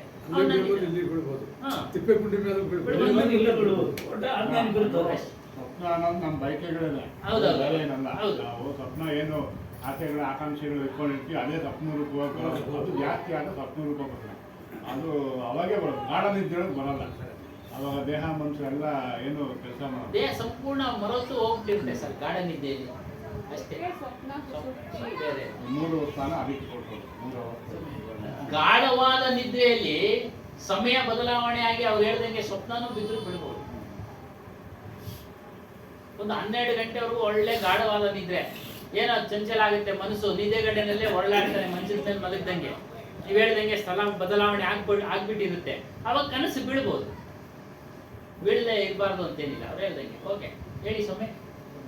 ಜಾಗೃತ, ಸ್ವಪ್ನ, ಇದು 3ಕ್ಕೆ ಸೃಷ್ಟಿಕರ್ತ ಯಾರು? ಬೇಕು ಅಂತ ಯಾರು ತಯಾರು ಮಾಡೋರು? ಯಾರು ಸೃಷ್ಟಿ ಮಾಡಿಲ್ಲ, ಸ್ವಾಭಾವಿಕ, ನ್ಯಾಚುರಲ್. ಅವ್ರು ಹೇಳಿದ್ರಲ್ಲ, ನಿದ್ದೆ ಯಾವ ರೀತಿ ಸ್ವಾಭಾವಿಕನೋ ಸ್ವಪ್ನನೂ ಹಾಗಾಗಿ ಇವ್ರು ಹೇಳಿದ್ರಲ್ಲ. ಸೃಷ್ಟಿಕರ್ತ ಯಾರು ಸೃಷ್ಟಿಕರ್ತ? ನೀವೇ ಸೃಷ್ಟಿಕರ್ತ ಸ್ವಪ್ನಕ್ಕೆ. ಅವ್ರು ಹೇಳ್ದಂಗೆ ನೀವೇಂದ್ರೆ ನಾವೇ, ಆಮೇಲೆ ನೀವು ಅಂತ ತಿಳ್ಕೊಂಬಿಟ್ಟಿರ. ಮನುಷ್ಯರೇ ಒಟ್ಟಾರೆ ಸೃಷ್ಟಿಕರ್ತ. ಅವ್ರು ಹೇಳ್ದಂಗೆ ಏನೇನೋ ಮನಸ್ಸಿನಲ್ಲಿ ತುಂಬಿಕೊಂಡಿರ್ತೀವಿ, ಅದು ಕನಸಿಗೆ ಬಿಡುತ್ತೆ. ನೀವು ಅತಿಯಾಗಿ ಪ್ರೀತಿ ಮಾಡತಕ್ಕಂಥ ವ್ಯಕ್ತಿ ಯಾಕಾಗಿ ಕನಸಿಗೆ ಬರ್ತಾರೆ ಸ್ವಾಮಿ? ಒಂದು ಉದಾಹರಣೆ ಏನಣ್ಣ ಬರ್ತಾರೆ ಅಷ್ಟೇ. ಆದರೆ ನಾವು ಬಹಳಷ್ಟು ಜನ ಹೇಳೋದು ಏನೋ ದೇವ್ರ ದಯೆಯಿಂದ, ಏನೋ ಯಾರ ದಯೆಯಿಂದ ಬಹಳ ಚೆನ್ನಾಗಿದ್ದೆ ಹೋದೆ ಅಂತ ಅವ್ರು ಗೊತ್ತಿಲ್ಲ ಹೇಳ್ತಾರೆ ಸ್ವಾಮಿ. ಚೆನ್ನಾಗಿ ಕೆಲಸ ಮಾಡಿದ್ರೆ ಆಯಾಸ ಆಗಿರೋದು ಗೊತ್ತಿಲ್ದಂಗೆ ಇರ್ತಕ್ಕಂಥದ್ದನ್ನೇ ಹೇಳೋದು ಅಷ್ಟೇ. ಹೌದು, ಗೊತ್ತಿಲ್ಲ ಅವ್ರಿಗೆ. ಗೊತ್ತಿಲ್ಲ. ದೇವ್ರು ಅಂದ್ರೆ ಏನು ಅನ್ನೋದು ಗೊತ್ತಿಲ್ಲ. ಹೊರಗಿನ ದೇವರುಗಳು ಅಲ್ಲ, ನಿಮ್ಮ ಸ್ವರೂಪವೇ ದೇವರು ಅಂತ ಆತ್ಮಜ್ಞಾನದಲ್ಲಿ ಹೇಳೋದು. ನಿಮ್ಮ ಆತ್ಮವೇ ದೇವರು ಅಂತ ಹೇಳೋದು ಎಲ್ಲರೂ ಹೇಳಿದ್ದಾರೆ. ಯೋಗಿ ವೇಮಣ್ಣ ಹೇಳಿದ್ದಾರೆ, ಕೈವಾರ ತಾತಯ್ಯನವರು ಹೇಳಿದ್ದಾರೆ, ಸುಮಾರು ಜನ ಹೇಳಿದ್ದಾರೆ. ಮತ್ತೆ ಹೊರಗಿನ ದೇವರುಗಳ ಬಗ್ಗೆ ಹೇಳಿದ್ನಲ್ಲ ನಿಮಗೆ, ಕೈವಾರ ತಾತಯ್ಯನವರು ಏನ್ ಹೇಳಿದ್ರು? ಸಾಮಾನ್ಯ ಜನರಿಗೆ ಭಕ್ತಿ ಉತ್ಪತ್ತಿ ಆಗಲಿ ಅಂತೇಳಿ ಅದನ್ನ ಮಾಡಿದ್ರು. ಸಾಮಾನ್ಯ ಪ್ರೈಮರಿ ಸ್ಕೂಲ್ ಅಷ್ಟೇ, ABCD. ಅದಕ್ಕೋಸ್ಕರ ಅದು ಅರ್ಥ ಆಗಲಿ ಅಂತ, ಭಕ್ತಿ ಉತ್ಪತ್ತಿ ಆಗಲಿ ಅಂತ ಅದನ್ನ ಮಾಡಿದ್ರು. ಬೆಳೀತಾ ಬೆಳೀತಾ ಅದನ್ನೇ ಇಟ್ಕೊಂಡ್ರು ಅವರು. ನಮ್ಮ ಇಷ್ಟಾರ್ಥಗಳು ಸಿದ್ಧಿ ಆಗ್ತವೆ ಅಂತೇಳಿ ಪ್ರಚಾರ ಮಾಡಿದ್ರು, ಅದನ್ನೇ ಇಟ್ಕೊಂಡ್ರು. ಇಷ್ಟಾರ್ಥಗಳು ಸಿದ್ಧಿಯಾಗದು ಅವರವರ ಕರ್ಮದ ಫಲದ ಆಧಾರದ ಮೇಲೆನೆ. ಯಾವುದೇ ದೇವಿ ದೇವತಾದಿಗಳು ಕೊಡೋದಕ್ಕೆ ಸಾಧ್ಯ ಇಲ್ಲ. ಉದಾಹರಣೆಗೆ ಮಹಾಭಾರತದಲ್ಲಿ ದ್ರೌಪದಿ ವಸ್ತ್ರಾಭರಣ ಆಗುತ್ತೆ, ಕೃಷ್ಣ ನೆಪ ಮಾತ್ರ ಅಲ್ಲಿ ಅಷ್ಟೇ ನಮಗೆ ತೋರಿಸೋದು. ಆಕೆ ಅವಳು ಹಿಂದಿನ ಜನ್ಮದಲ್ಲಿ ಒಬ್ಬ ಋಷಿಗೆ ಮಾನ ಮುಚ್ಚಿಕೊಳ್ಳಲು ವಸ್ತ್ರವನ್ನ ಕೊಟ್ಟಿರುತ್ತಾಳೆ. ಏನು ಶಾರ್ಟ್ ಆಗಿ ಹೇಳಿದ್ವಿ, ಹಿಂದಿನ ಜನ್ಮದಲ್ಲಿ ತನ್ನ ಸಖಿಯರೊಡನೆ ನೀರಿಗೆ ಹೋದಾಗ, ಆಗಲೆಲ್ಲ ನೀರಿಗೆ ನದಿಗೆ ಹೋಗ್ತಾ ಇದ್ರು ತನ್ನ ಸ್ನೇಹಿತರ ಜೊತೆ. ಸಾಮಾನ್ಯ ಹೆಂಗಸೋವಾಗ ಹೋಗಿದ್ದು, ಒಬ್ಬ ಋಷಿ ಸ್ನಾನ ಮಾಡ್ತಾ ಇದ್ದ, ಅವನು ಬರಲೇ ಇಲ್ಲ. ಕರೀತಾರೆ, ಬನ್ನಿ ಬನ್ನಿ ಸ್ವಾಮಿಗಳೇ, ನಾವು ಸ್ನಾನ ಮಾಡಬೇಕು, ಮತ್ತೆ ನೀರು ತೆಗೆದುಕೊಂಡು ಹೋಗ್ಬೇಕು ಮನೆಗೆ. ಅಮ್ಮ, ನನ್ನ ಮಾನ ಮುಚ್ಕೊಂಡಿರೋ ಕೌಪಿನ ಎಲ್ಲ ಹೋಗ್ಬಿಡ್ತು ನೀರಿನಲ್ಲಿ, ನಾನು ಬರ್ಲಿಕ್ಕೆ ಸಾಧ್ಯ ಇಲ್ಲ, ಯಾರಾದ್ರೂ ಬಟ್ಟೆ ದಾನ ಮಾಡಿ ಅಂತ. ಯಾರೂ ದಾನ ಮಾಡಲ್ಲ, ಇವು ಕೊಡ್ತವೆ. ಅವಾಗ ಹೇಳ್ತಾನೆ, ನೋಡಿ ಋಷಿಗಳಿಗೆ ದಿವ್ಯ ದೃಷ್ಟಿ, ಮುಂದಿನ ಜನ್ಮಗಳಿಗೆಲ್ಲ ಗೊತ್ತಾಗುತ್ತೆ, ನಿಮಗೂ ಗೊತ್ತಾಗ್ಬಿಡುತ್ತೆ. ಆ ಒಂದು ಆಚರಣೆಯಲ್ಲಿದ್ರೆ ಯಮ ನಿಯಮ ಆಸನ ಪ್ರತ್ಯಾಹಾರ ಪ್ರಾಣ ಹೇಳಿದ್ರಲ್ಲ, ಅದನ್ನ ಮಾಡಿದ್ರೆ ದಿವ್ಯ ದೃಷ್ಟಿ ಅಂತ ಅದನ್ನ ಹೇಳೋದು. ಆದ್ರೆ ಗ್ರಂಥಗಳಲ್ಲಿ ಹೇಳೋದು ಕೃಷ್ಣ ಅವರಿಗೆ ಕೊಟ್ಟಿರೋದು ತೋರಿಸ್ತಾರೆ, ನೆಪ ಮಾತ್ರ ಹೇಳಿದ್ರಲ್ಲ. ಗುರುಗಳು ಇಷ್ಟೊಂದು ಗುರುಗಳು ಅಂತ ಇಲ್ಲಿ ಉಲ್ಲೇಖ ಮಾಡಿಲ್ಲ, ಮುಚ್ಚಿದ್ದಾರೆ. ಅದು ಬರುತ್ತೆ, ಮಾಡಿದ್ದಾರೆ. ಇದೇ ನೀವು ಕೇಳಿರೋ ಪ್ರಶ್ನೆ ಮುಂದೆ ಬರುತ್ತೆ. ಮುಚ್ಚಿದ್ದಾರೆ ಅದನ್ನ. ಮೂಲ ಅಲ್ಲೇ ನಾವು ಮಾಡಿದ್ದು ನಮ್ಗೆ ಫಲ ಕೊಟ್ಟೆ ಕೊಡುತ್ತೆ. ಅದಕ್ಕೆ ದಾನ ಧರ್ಮಗಳನ್ನ ಮಾಡಿ ಅಂತೇಳಿ ಹಿಂದಿನವ್ರು ಹೇಳಿದ್ರು ಮಹಾತ್ಮರು. ದಾನ ಧರ್ಮಗಳನ್ನ ಮಾಡಿ ನನ್ನ ಪ್ರಶ್ನೆ ಏನ್ ಗೊತ್ತ, ಆ ಋಷಿ ಅಷ್ಟು ಮಾಡಿರೋದು ಅವ್ರನ್ನ ಬಿಟ್ಬಿಟ್ಟು ಇನ್ನೊಬ್ಬರನ್ನ ಅಲ್ಲಿ ಮಾಡಿ ಅವ್ರನ್ನ ಹೈಲೈಟ್ ಮಾಡ್ತಾರೆ. ಅದೇ ನಮ್ಗೆ ಮೂಢ ಮಾಡಿರೋದು, ನಮ್ಗೆ ತಪ್ಪು ಮಾಡಿರೋ ಅದೇ ಉದ್ದೇಶ. ಸತ್ಯನ ಮುಚ್ಚಿರೋದು ಇದೆ. ಒಬ್ಬ ನೀರ ಮಾಡ್ಬೇಕು ಅಂದ್ರೆ ಬೇರೆನೆಲ್ಲ ವಿಲನ್ ಮಾಡಿದ್ರೆ ನಾವು ಹೀರೋ ಮಾಡ್ಕೊಂಡ್ರೆ ನಮ್ಗೆಲ್ಲ ಹೇಳ್ಬಿಟ್ರು ಅಷ್ಟೇ. ಅದು ಒಳಮರ್ಮ ಆಚೆ ಯಾರು ಹೇಳಿಲ್ಲ. ಇನ್ನೊಂದು, ಕೃಷ್ಣನನ್ನ ಅಲ್ಲಿ ನೆಪ ಮಾತ್ರ ತೋರಿಸಿದ್ರು, ಅವರ ಕರ್ಮ ಫಲದ ಆಧಾರದ ಮೇಲೆ ಅಲ್ಲಿ ಸಿಕ್ತು ಆಕೆಗೆ. ಅದನ್ನ ಹೇಳಿದ್ರೆ ಯಾರಿಗೂ ಅರ್ಥ ಆಗೋದಿಲ್ಲ. ಹಿಂದೆ ಕೊಟ್ಟಿದ್ರೆ ಇವಾಗ ಉಪಯೋಗ ಅನ್ನೋದಷ್ಟೇ. ನಾವು ಬಹಳಷ್ಟು ಸರ್ತಿ ಇಲ್ಲೇ ಚರ್ಚೆ ಹೇಳಿದ್ದೀವಿ. ಬಹಳಷ್ಟು ಅರ್ಥ ಆಗೋದಿಲ್ಲ ಅವ್ರು ಹೇಳಿದ್ರೆ. ಅವಾಗ ಏನೋ ಒಂದು ತೋರಿಸಿದ್ರು ಅಷ್ಟೇ. ಇದೆಲ್ಲ ಸೂಕ್ಷ್ಮ, ಅದಕ್ಕೆ ಸೂಕ್ಷ್ಮವಾಗಿ ಅರ್ಥ ಮಾಡ್ಕೊಳ್ತಾ ಸತ್ಸಂಗದಲ್ಲಿ ಎಲ್ಲ ಗೊತ್ತಾಗ್ತಾರೆ. ಎಲ್ಲ ವಿಚಾರಗಳು ಅಷ್ಟೇ ಸ್ವಾಮಿ. ಮಹಾಭಾರತದಲ್ಲಿ ನಡೆದಿರೋ ಘಟನೆ ಆಗಿರ್ಬೋದು, ರಾಮಾಯಣದಲ್ಲಿ ನಡೀತಕ್ಕಂಥ ಘಟನೆಗಳು ಆಗಿರ್ಬೋದು. 18 ಪುರಾಣಗಳು ಒಂದಿದ್ದಂಗೆ ಒಂದಿಲ್ಲ. ರಾಮಾಯಣದಲ್ಲಿ ರಾಮನ ಸಾಯಿಸ್ಬಿಡ್ತಾನೆ ಮೋಸದಿಂದ. ಅದು ಕ್ಷತ್ರಿಯ ಧರ್ಮ ಅಲ್ಲ, ಆದ್ರೆ ವಿಧಿ ಇಲ್ಲ. ಅವನಿಗೊಂದು ವರ ಕೊಟ್ಟಿರ್ತಾರೆ ಯಾರೋ ಋಷಿಗಳು, ಯಾರೋ ವಾಲಿಗೆ, ಯಾರು ನಿನ್ನ ಮುಂದೆ ನಿಂತು ಯುದ್ಧ ಮಾಡ್ತಾರೋ ಅವರ ಶಕ್ತಿ ಎಲ್ಲ ನಿನಗೆ ಬಂದ್ಬಿಡುತ್ತೆ, ಅವ್ರು ಆಟೋಮೆಟಿಕ್ ಆಗಿ ಸೋತೋಗ್ಬಿಡ್ತಾರೆ ಅಂತ ವರ. ಅದು ತಿಳಿದಿರ್ತಾನೆ ಸುಗ್ರೀವನ ಮೂಲಕ. ಅದರಿಂದ ಮರೆಯಿಂದ ಹೊಡೆಯೋದು ನೋಡಿ. ಅವನು ಭಗವಂತ ಅಂತೇಳಿ ನಾವು ಪೂಜೆ ಮಾಡ್ತೀವಿ, ಅವನಿಗೂ ಆ ಒಂದು ವರದ ಮಹಿಮೆ ಅಟ್ರಾಕ್ಷನ್ ಎಳೆದ್ಬಿಡುತ್ತೆ. ಅದು ರಾಮನಿಗೆ ಗೊತ್ತಿತ್ತು. ಅದಕ್ಕೇನೆ ಸುಗ್ರೀವನ ಬಿಟ್ಟು ಯುದ್ಧ ಮಾಡಿಸಿ ಮೊದಲನೇ ಸಲ ಗೊತ್ತಾಗದೆ, ಇಬ್ರು ಒಂದೇ ರೂಪ, ವಾನರ ರೂಪ, ಗೊತ್ತಾಗೋದಿಲ್ಲ ಯಾರು ಹೊಡಿಬೇಕು ಬಾಣ ಅನ್ನೋದು ಗೊತ್ತಾಗೋದಿಲ್ಲ. ಸೋತೋಗ್ಬಿಡ್ತಾನೆ ಸುಗ್ರೀವ. ಹೇಳ್ತಾನೆ, ನಿನ್ನ ನಂಬ್ಕೊಂಡು ಯುದ್ಧ ಮಾಡಕ್ ಹೋದೆ, ತಿಂದೆ ಒದೆ ಅಂತ. ಅವಾಗ ಹೇಳ್ತಾನೆ, ನೀವೊಬ್ಬರೇ ಒಂದೇ ರೀತಿ ಕಾಣ್ತಾ ಇದ್ರಿಂದ ನಾನು ಯಾರಿಗೆ ಬಾಣ ಬಿಡಬೇಕು ಅನ್ನೋದು ನನಗೆ ಗೊತ್ತಾಗ್ಲಿಲ್ಲ. ಏನು ಉಪಾಯ? ಒಂದು ತುಳಸಿ ಹಾರ ಹಾಕ್ತೀನಿ ನಿನಗೆ, ಒಂದು ತುಳಸಿ ಹಾರ ಗುರ್ತಿಗೆ ತುಳಸಿ ಹಾರ ಹಾಕ್ತೀನಿ, ಯುದ್ಧ ಮಾಡು. ಮತ್ತೆ ಹೊಡೆದಾಗ್ತ. ತುಳಸಿ ಹಾರ ಇಲ್ಲೇ ಇರೋನು ವಾಲಿ ಅಂದ್ಕೊಂಡು ಹೊಡೆದಾಗ್ತ ಮೋಸದಿಂದ ಮನೆಯಲ್ಲಿ. ಕೇಳ್ತಾನೆ ವಾಲಿ, ಮೋಸದಿಂದ ಹೊಡೆದ್ಬಿಟ್ಟೆ, ನಿನ್ನ ರಾಮ ಆದರ್ಶ ಪುರುಷ ಅಂತ ಎಲ್ಲ ಹೊಗಳ್ತಾರೆ, ಏನ್ ಮಾಡ್ಬೋದಾ ಅಂತ ಕೇಳ್ತಾನೆ. ಹೇಳ್ತಾನೆ, ವಿಧಿ ನೀಯೇನಪ್ಪ ಇದೆಲ್ಲ, ಮುಂದೆ ಆಗತಕ್ಕಂಥ ಕೆಲಸ ಕಾರ್ಯಗಳಿಗೆ ಇದನ್ನ ಮಾಡಲೇಬೇಕಾಗಿತ್ತು. ಇವನ್ ಮೂಲಕ ಅದು ನೆರವೇರ್ಬೇಕಾಯ್ತು, ಸುಗ್ರೀವನ ಮೂಲಕ ಮುಂದಿನ ಕೆಲಸ ಕಾರ್ಯಗಳು ಪರಿಹಾರ ಏನು? ಮುಂದಿನ ಜನ್ಮದಲ್ಲಿ ಕೃಷ್ಣನ ಹುಟ್ಟಿ ನೀನು ನೋಡಿ ನಾನು ಹೊಡೆದಾಕ್ತು, ಮುಗಿದೋಯ್ತು. ಮಾಡಿದ್ದು ಫಲ ಊಟ ಮಾಡಲಿ, ಮಾಡಿದ್ದು ಇನ್ನು ಕೆಲಸಕ್ಕಾಗದ ಅದ್ರ ಫಲ ಊಟ ಮಾಡಲಿ ಹೇಳ್ತಾನಲ್ಲ. ಕೃಷ್ಣನ ಜನ್ಮದಲ್ಲಿ ಬೇಡ್ನಾಗ ಬಂದ ಹೊಡೆದ. ಹೀಗೆ ಒಂದಕ್ಕೊಂದು ನಂಟು. ಅದಕ್ಕೆ ಹೇಳೋದು, ಆಗ್ಲೂ ಇದ್ದ ಆತ್ಮ ಈಗಲಿದ್ದಾನೆ, ಮುಂದಕ್ಕೂ ಇರ್ತಾನೆ. ಅವರೆಲ್ಲ ಆತ್ಮಜ್ಞಾನ ತಿಳಿದಿದ್ರು. ಯಾರು? ರಾಮನು ತಿಳಿದಿದ್ದ. ಯಾಕೆ ಮಾಡ್ದ ಅಂತಂದ್ರೆ ಅಲ್ಲಿ ತನ್ನ ಕೆಲಸ ಕಾರ್ಯಗಳು ಆಗ್ಬೇಕಾಯ್ತು ಮಾಡ್ದ. ಅದೇ ರೀತಿ ನಾವು ನೀವು ಕೇಳಿದ್ರಲ್ಲ, ಊಟ ಮಾಡದೆ ಇರಕ್ಕಾಗತ್ತಾ ಅಂತ. ಊಟ ಮಾಡಲೇಬೇಕು ನಾವು, ಬಟ್ಟೆ ಹಾಕ್ಲೇಬೇಕು ನಾವು, ಹೋಗಿದ ಕಡೆ ಹೋಗ್ಲೇಬೇಕು. ನಾವು ಜ್ಞಾನ ತಿಳಿದ ಮಾತ್ರಕ್ಕೆ ಎಲ್ಲವನ್ನ ಬಿಡೋದಕ್ಕೆ ಸಾಧ್ಯನಾ? ಸಮಾಜನ ಬಿಡಕ್ಕೆ ಸಾಧ್ಯನಾ? ಇಲ್ಲ. ಸಂಘನ ಬಿಡಕ್ಕೆ ಸಾಧ್ಯನಾ? ಇಲ್ಲ. ಅವಶ್ಯಕತೆಗೆ ಅನುಗುಣವಾಗಿ ಉಪಯೋಗಿಸ್ಕೊಳ್ತಾ ಇದ್ದೀವಿ. ಹಾಗಾಗಿ ಈ ವಿಚಾರಕ್ಕೆ ಬರೋಣ. ಎರಡನೇ ವಾರದಲ್ಲಿ ಹೇಳಿತ್ತು ನಾನು ಯಾರು ಅನ್ನೋದು ತಿಳ್ಕೊಳ್ಳಿ. ಅದರಲ್ಲಿ ನಿಮಗೆ ಪರಮ ಶಾಂತಿ, ಪವಿತ್ರವಾದ, ಪರಮ ಅಂದ್ರೆ ಪವಿತ್ರವಾದ ಶಾಂತಿ. ಬೇರೆ ಎಲ್ಲೂ ಶಾಂತಿ ಸಿಗೋದಿಲ್ಲ ನಿಮ್ಗೆ. ಏನೇ ಕೆಲಸ ಕಾರ್ಯಗಳನ್ನು ಮಾಡಿದ್ರೆ ಅದಕ್ಕೂ ಕಥೆ ಹೇಳಿದ್ವಿ. ಯಾವುದೇ ಪೂಜೆ ಪುನಸ್ಕಾರಗಳು ಮಾಡಿದ್ರೆ ಅವತ್ತೊಂದು ದಿನ ಮಾತ್ರ ಶಾಂತಿ, ಮರುದಿನಿಂದ ಅಶಾಂತಿ. ಅದಕ್ಕೂ ಕಥೆ ಹೇಳಿದ್ವಿ. ಕಳೆದ ವಾರ ಒಂದು ಕಥೆ ಹೇಳಿದ್ವಿ. ಏನು, ದೋಣಿ ನಡೆಸ್ಕೊಂಡು ಹೋದ್ರು ಹುಡುಗರು 4 ಜನ ಮಧುರಾಗೆ ಹೋಗ್ಬೇಕು ಅಂತ. ಮಧುರಾಗೆ ಹೋಗ್ಲಿಲ್ಲ, ಡೆಲ್ಲಿನಲ್ಲೇ ಇದ್ರು. ಯಾಕೆ? ನಶೆ. ಈ ರೀತಿ ನಮ್ಗೆ ಸುಳ್ಳನ್ನ ಚೆನ್ನಾಗಿ ತುಂಬಿರೋದ್ರಿಂದ ಅದರ ನಶೆಯಲ್ಲೇ ನಾವಿದ್ದೀವಿ. ಯಾರೋ ನಮ್ಮನ್ನು ಕೈ ಹಿಡಿತಾರೆ, ಯಾರೋ ನಮ್ಮನ್ನ ಕರ್ಕೊಂಡು ಹೋಗ್ತಾರೆ.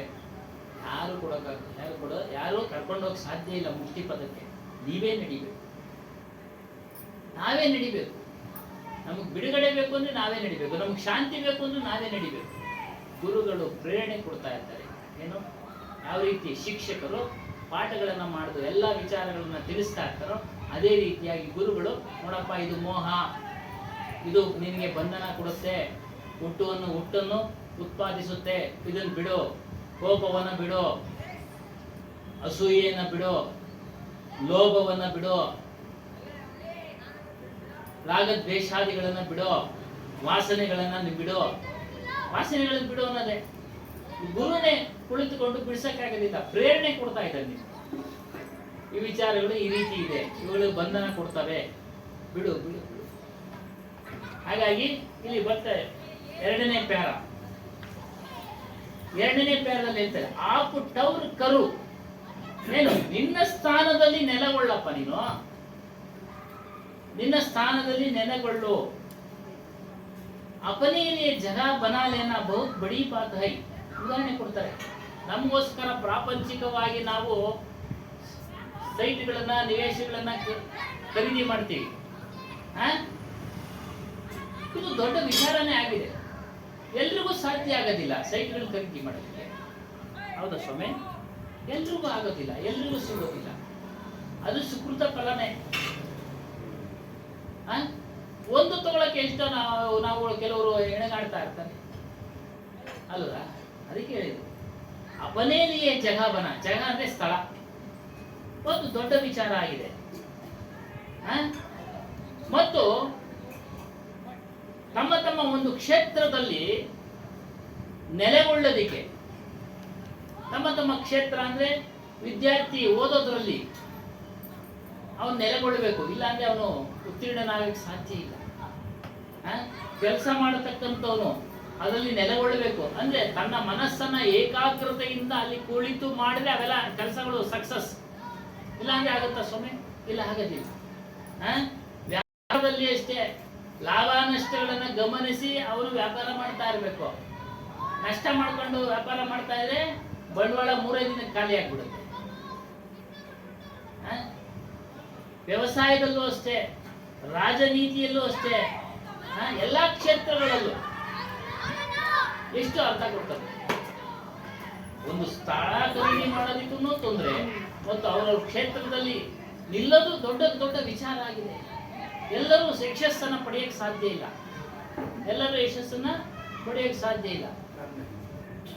ಕರ್ಮಫಲ ಇದು ಬಹಳ ಅಂಡರ್ಲೈನ್ ಮಾಡ್ಕೊಳ್ಳಿ ಸರ್. ತಿಳ್ಕೊಂಡೆ. ಎಷ್ಟೇ ಕಷ್ಟಪಟ್ಟರು ಕೆಲವರು ಹೇಳಿಕೆ ಆಗಕ್ಕಾಗತ್ತೆ. ಅವ್ರ ಕರ್ಮಫಲದ ಆಧಾರ ಅಷ್ಟೇ. ಅವ್ರು ಹಿಂದೆ ಏನೇನು ಕರ್ಮಗಳನ್ನು ಅಂದರೆ ಕೆಲಸ ಕಾರ್ಯಗಳನ್ನು ಮಾಡಿರ್ತಾರೋ ಅದ್ರ ಫಲದ ಆಧಾರದ ಮೇಲೆ ಈಗ ನಮಗೆ ಪ್ರಾರಬ್ಧ ನಡೀತಾ ಇದೆ. ಅವ್ನು ಬೇಕೊಡೋದು ಇವನು ಬೇಕೊಡೋದು ದೇವ್ರು ಬೇಕೊಡೋದು ಮಾಟ ಮಾಡೋದಕ್ಕೆ ಏನು ಗೊತ್ತಿಲ್ಲ, ಏನು ಆಗೋದಿಲ್ಲ. ಅದರಿಂದ ಏನಾದರೂ ಆಗಬೇಕು ಅನ್ನೋದು ಇದ್ರೆ ಆಗತ್ತಷ್ಟೇ. ಅದೇನು ಇವನು ಹಿಂದೆ ಅನ್ಕೊಂಡಿರ್ತಾನೆ, ಓ ಇದನ್ನ ಮಾಡಿದೆ ನಾನು ಆಗಲಿಲ್ಲ ಅಂತ, ಮಾಡಿದೆ ನಾನು ಆಗಲಿಲ್ಲ, ಈ ಸಮಯದಲ್ಲಿ ಮತ್ತೆ ಮಾಡಿದ ಆಗ್ಬಿಡ್ತು ಅಷ್ಟೇ. ಅದು ಅವನ ಮನಸ್ಸಿನ ನಿರ್ಧಾರವೇ, ಬೇರೆ ಏನಿಲ್ಲ, ಬೇರೆ ಯಾರೂ ಇಲ್ಲ. ಹಂಗೆಲ್ಲ ಕೊಡೋಂಗಿದ್ರೆ ಎಷ್ಟೊಂದು ಜನ ಕೇಳ್ತಾರೆ, ಎಷ್ಟೊಂದು ಜನ ಕೇಳ್ತಾರೆ. ಸಾಯಿಬಾಬನ ಗುರುವಾರ ಹೊತ್ತು ನೋಡ್ಬೇಕು, ಸಾಯಿಬಾಬನ ದೇವಸ್ಥಾನದ ಎಷ್ಟು ಲೈನ್ ಮುಡಿತು, ಎಲ್ಲರೂ ಕೇಳ್ತಾ ಇರ್ತಾರೆ. ಎಲ್ರಿಗೂ ಕೊಟ್ಬಿಟ್ಟು ನಾನು ಸಾಧ್ಯ ಇಲ್ಲ. ವೆಂಕಟೇಶ್ವರನ ತಿರುಪತಿಗೆ ಹೋದವರು ಎಲ್ಲರೂ ಶ್ರೀಮಂತರಾಗ್ಬಿಟ್ರ? ಇಲ್ಲ. ದೊಡ್ಡ ದೊಡ್ಡ ಕಾಣಿಕೆ ಕೊಟ್ಟವರು ಸಹ ಬಂಧನಕ್ಕೆ ಒಳಗಾಗ್ಬಿಟ್ರು ಅಲ್ವಾ ಸ್ವಾಮಿ? ತಪ್ಪಿಸ್ಬೋದಾಗಿತ್ತು ತಾನೆ, ತಗೊಂಡ ತಿರುಪತಿ ತಿಮ್ಮಪ್ಪ ತಪ್ಪಿಸ್ಬೋದಾಗಿತ್ತು. ಇಲ್ಲ, ಏನೇನು ಹಿಂದೆ ಮಾಡಿದ್ರು ಅದನ್ನ ಈಗಲ ಅನುಭವಿಸ್ಲೇಬೇಕು. ಈಗ ಮಾಡಿದ್ದು ಮುಂದಕ್ಕಷ್ಟೇ, ಈಗ ಮಾಡಿದ್ದು ಮುಂದಕ್ಕೆ ಆ ವಿಚಾರವನ್ನು ಬರುತ್ತೆ. ಈ ರೀತಿಯಾಗಿ ಸಾಹಿತ್ಯ ಇದೆ. ಅಪನಿಜ ಮನುಷ್ಯನ ತನ್ನ ಒಂದು ಸ್ಥಾನದಲ್ಲಿ ನೆಲೆಗೊಳ್ಬಿಡ್ತಾನೆ. ಒಬ್ಬನು ಸಂಗೀತದಲ್ಲಿ ಯಶಸ್ಸು ಪಡಿತಾನೆ, ಒಬ್ಬನು ವ್ಯವಸಾಯದಲ್ಲಿ ಯಶಸ್ಸು ಪಡಿತಾನೆ, ವ್ಯಾಪಾರದಲ್ಲಿ ಯಶಸ್ಸು ಪಡಿತಾನೆ. ಹಿಂಗೆ ಅದು ಹಲವಾರು ಜನ ಇರ್ಬೋದು. ಒಂದು ಪಟ್ಟಣದಲ್ಲಿ ಕೋಟ್ಯಾಂತರ ಜನ, ಲಕ್ಷಾಂತರ ಜನ ಇರಬೇಕಾದ್ರೆ ಹಲವಾರು ಜನ ಯಶಸ್ಸು ಪಡಿಬೋದು. ಒಬ್ಬರೇ ಪಡಿಬೇಕು ಅಂತೇನಿಲ್ಲ. ಒಂದು ಅಂಗಡಿ ಬೀದಿಯಲ್ಲಿ 10 ಜನ ಅಂಗಡಿಯವರು ಇಟ್ರೆ ಅದರಲ್ಲಿ ಒಂದು 5 ಜನ ಯಶಸ್ಸು ಸಿಗ್ತಾ ಇರುತ್ತೆ. ಅದು ಸಾಮಾನ್ಯ, ಅದು ಸಾಮಾನ್ಯ. ಅವ್ರಿಗೂ ಸಮಯ ಬಂದ್ರೆ ಅವರು ಸಹ ಇನ್ನು ಉಳಿದ 5 ಜನ ಆ ಸಮಯ ಅವ್ರಿಗೆ ಒಳ್ಳೆ ಸಮಯ ಬಂದ್ಬಿಡುತ್ತೆ, ಅವರೇ ಯಶಸ್ಸಾಗ್ತಾರೆ. ಎಲ್ಲ ನಿಗದಿಯಾಗಿದೆ ಸಮಯಗಳು. ಸತ್ಕರ್ಮ ದುಷ್ಕರ್ಮ. ನಾವು ಹಿಂದೆ ಸತ್ಕರ್ಮ ಮಾಡಿದ್ದು ನಮ್ಗೆ ಈ ಸಮಯದಲ್ಲಿ ಯಶಸ್ಸು ಸಿಗುತ್ತೆ. ದುಷ್ಕರ್ಮ ಮಾಡಿದ್ರೆ ಬದಲಾವಣೆ ಆಗ್ಬಿಟ್ಟು ನಮ್ಮ ಯಶಸ್ಸು ಡೌನ್ ಆಗ್ತಾ ಇರುತ್ತೆ, ಇಳಿಮುಖ ಆಗ್ತಾ ಇರುತ್ತೆ. ಆದರೆ ಜೀವನದಲ್ಲಿ ಕೊನೆಯ ಯಶಸ್ಸು ಯಾವುದು ಅಂದ್ರೆ ಅದನ್ನ ಹುಡುಕೊಳ್ಳಿ. ಕೊನೆಯ ಯಶಸ್ಸು ಆಮೇಲೆ ಜಗ ಪನಾನಿ ಹೋಗಿ ನಾವು ಮಾಡ್ಕೊಂಡ್ವಿ ಪ್ರಾಕೃತಿಕವಾಗಿ ಒಂದು ಮನೆ ಮಾಡ್ಕೊಂಡ್ವಿ, ವಾಸ ಮಾಡ್ತಾ ಇದ್ದೀವಿ. ಮನೆ ಮಾಡ್ಕೊಂಡು ಮಾತ್ರಕ್ಕೆ ನಾವು ಹುಟ್ಟುವುದನ್ನ ತಪ್ಪಿಸ್ಕೊಂಡಿದ್ದೀವ? ಸಾಯೋದನ್ನ ತಪ್ಪಿಸ್ಕೊಂಡಿದ್ದೀವ? ಇಲ್ಲ. ಒಂದಲ್ಲ ಒಂದು ದಿನ ಸಾಯಲೇಬೇಕು, ಮತ್ತೆ ಎಲ್ಲೋ ಹುಟ್ಟಬೇಕು. ಅದರಿಂದ ಇಲ್ಲಿ ಹೇಳ್ತಾ ಇದ್ದಾರೆ, ಈ ಮನಸ್ಸು ಸುತ್ತುತ್ತಾ ಇದೆಯಪ್ಪ. ಮನಸ್ಸು ಎಲ್ಲಂದ್ರೂ ಸುತ್ತುತ್ತಾ ಇದೆ, ಒಂದು ಕಡೆ ನೆಲೆ ನಿಲ್ಲೋದಿಲ್ಲ ಈ ಮನಸ್ಸು. ವ್ಯಾಪಾರಗಳನ್ನ ಬದಲಾವಣೆ ಮಾಡ್ತಾನೆ. ಲಾಭ ಕಡಿಮೆ ಆಯ್ತು, ಇನ್ನೊಂದು ಮಾಡ್ಬೇಕು. ಅದು ವ್ಯಾಪಾರಿಕ ಧರ್ಮ ಮಾಡಬಾರ್ದು ಅಂತ ಹೇಳ್ತಾ ಇಲ್ಲ, ಒಂದು ಉದಾಹರಣೆ ಕೊಡ್ತಾ ಇರೋದು. ಹೀಗೆ ಒಂದೊಂದನ್ನ ಬದಲಾವಣೆ ಮಾಡ್ತಾನೆ, ಬದಲಾವಣೆ ಮಾಡ್ತಾನೆ. ಹಿಂದೆ ಎಲ್ಲ ಹೆಣ್ಮಕ್ಳಾದ್ರೆ ಮತ್ತೊಂದು ಮದುವೆ ಆಗ್ಬಿಡೋದು ಗಂಡು ಮಕ್ಳಿಗೋಸ್ಕರ, ಅಲ್ಲ ಸ್ವಾಮಿ? ಈಗೆಲ್ಲ ಅದೆಲ್ಲ ಕಡಿಮೆ ಆಗಿದೆ. ಮನುಷ್ಯ ನಾಗರಿಕತೆಗೆ ಬರ್ತಾ ಇದ್ದಾನೆ ಸ್ವಾಮಿ, ಪ್ರಾಪಂಚಿಕವಾಗಿ ಜ್ಞಾನವಂತನಾಗ್ತಾ ಇದ್ದಾನೆ,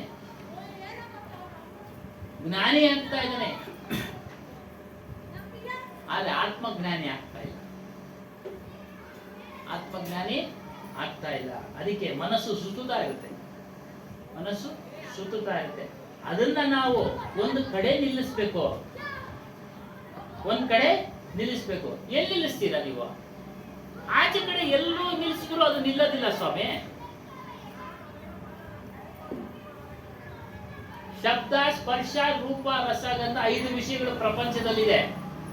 ಶಬ್ದದಲ್ಲೇ ಯಾವಾಗಲೂ ಮನಸ್ಸನ್ನ ನಿಲ್ಸಕ್ಕಾಗತ್ತಾ? ರೂಪದಲ್ಲೇ ಯಾವಾಗಲೂ ನಿಲ್ಸಕ್ಕಾಗತ್ತಾ? ಒಂದು ಸಿನಿಮಾ ಥಿಯೇಟರ್ ಹೋಗ್ತೀವಿ, ಸಿನಿಮಾ ನೋಡ್ತೀವಿ. ಎಷ್ಟು ಗಂಟೆ ಟೈಮ್ ಸ್ವಾಮಿ ನಾವು ಅಲ್ಲಿರೋದು?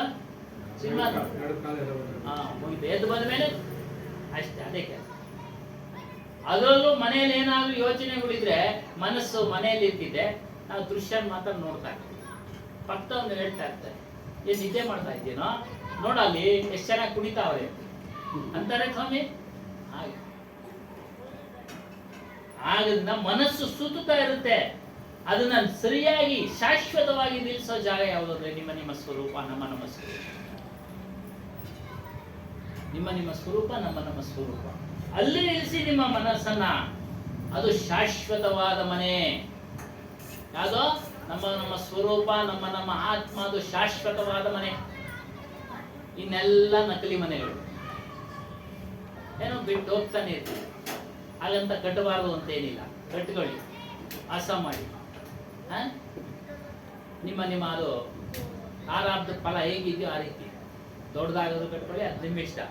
ಆದರೆ ಕಟ್ಟಿದ ಮೇಲೂ ಸಹ ಮನಸ್ಸು ನಿಲ್ಲಿಸ್ತಾ ಮನೆಯೊಳಗಡೆ ಶಾಶ್ವತವಾಗಿ ಶಾಂತಿಯಿಂದ ಇರುತ್ತಾ? ಇಲ್ಲ. ಮತ್ತೇನೇನೋ ಬಯಸುತ್ತೆ ಮನಸ್ಸು, ಇನ್ನ ಏನೋ ಬಯಸುತ್ತೆ. ಅದನ್ನ ನಿಲ್ಲಿಸಿ ಅಂತ ಹೇಳ್ತಾ ಇರೋದು ಈ ಪ್ಯಾರದ ಅರ್ಥ. ಅದನ್ನ ನಿಲ್ಲಿಸಿ. ಎಲ್ಲಿ ನಿಲ್ಲಿಸ್ಬೇಕು? ಎಲ್ಲೂ ಸುತ್ತಕ್ಕೂ ಹೋಗಬಾರ್ದು ಅಂತ ಸ್ಥಳದಲ್ಲಿ ನಿಲ್ಲಿಸಿ, ಆತ್ಮನಲ್ಲಿ ನಿಲ್ಲಿಸಿ ಮನಸ್ಸನ್ನು ನಿಲ್ಲಿಸ್ಬಿಟ್ಟು ಅದರ ಒಂದು ಶಾಂತಿಯ ಅನುಭವ ಆದ್ಮೇಲೆ ಮತ್ತೆ ಮತ್ತೆ ನಾವು ಸುತ್ತೋದು ಕಡಿಮೆ ಆಗ್ಬಿಡುತ್ತೆ, ಹುಟ್ಟೋದು ಕಡಿಮೆ ಆಗ್ಬಿಡುತ್ತೆ, ನಿಂತೇ ಹೋಗುತ್ತೆ. ಕ್ರಮೇಣ ಕ್ರಮೇಣ ನಿಂತೇ ಹೋಗುತ್ತೆ. हमारा मन इसलिए भटकता है, उसे स्थायी घर नहीं मिला. ಶಾಶ್ವತವಾದ ಮನೆ ಅದಕ್ಕೆ ಸಿಕ್ಲಿಲ್ಲ ಮನಸ್ಸಿಗೆ.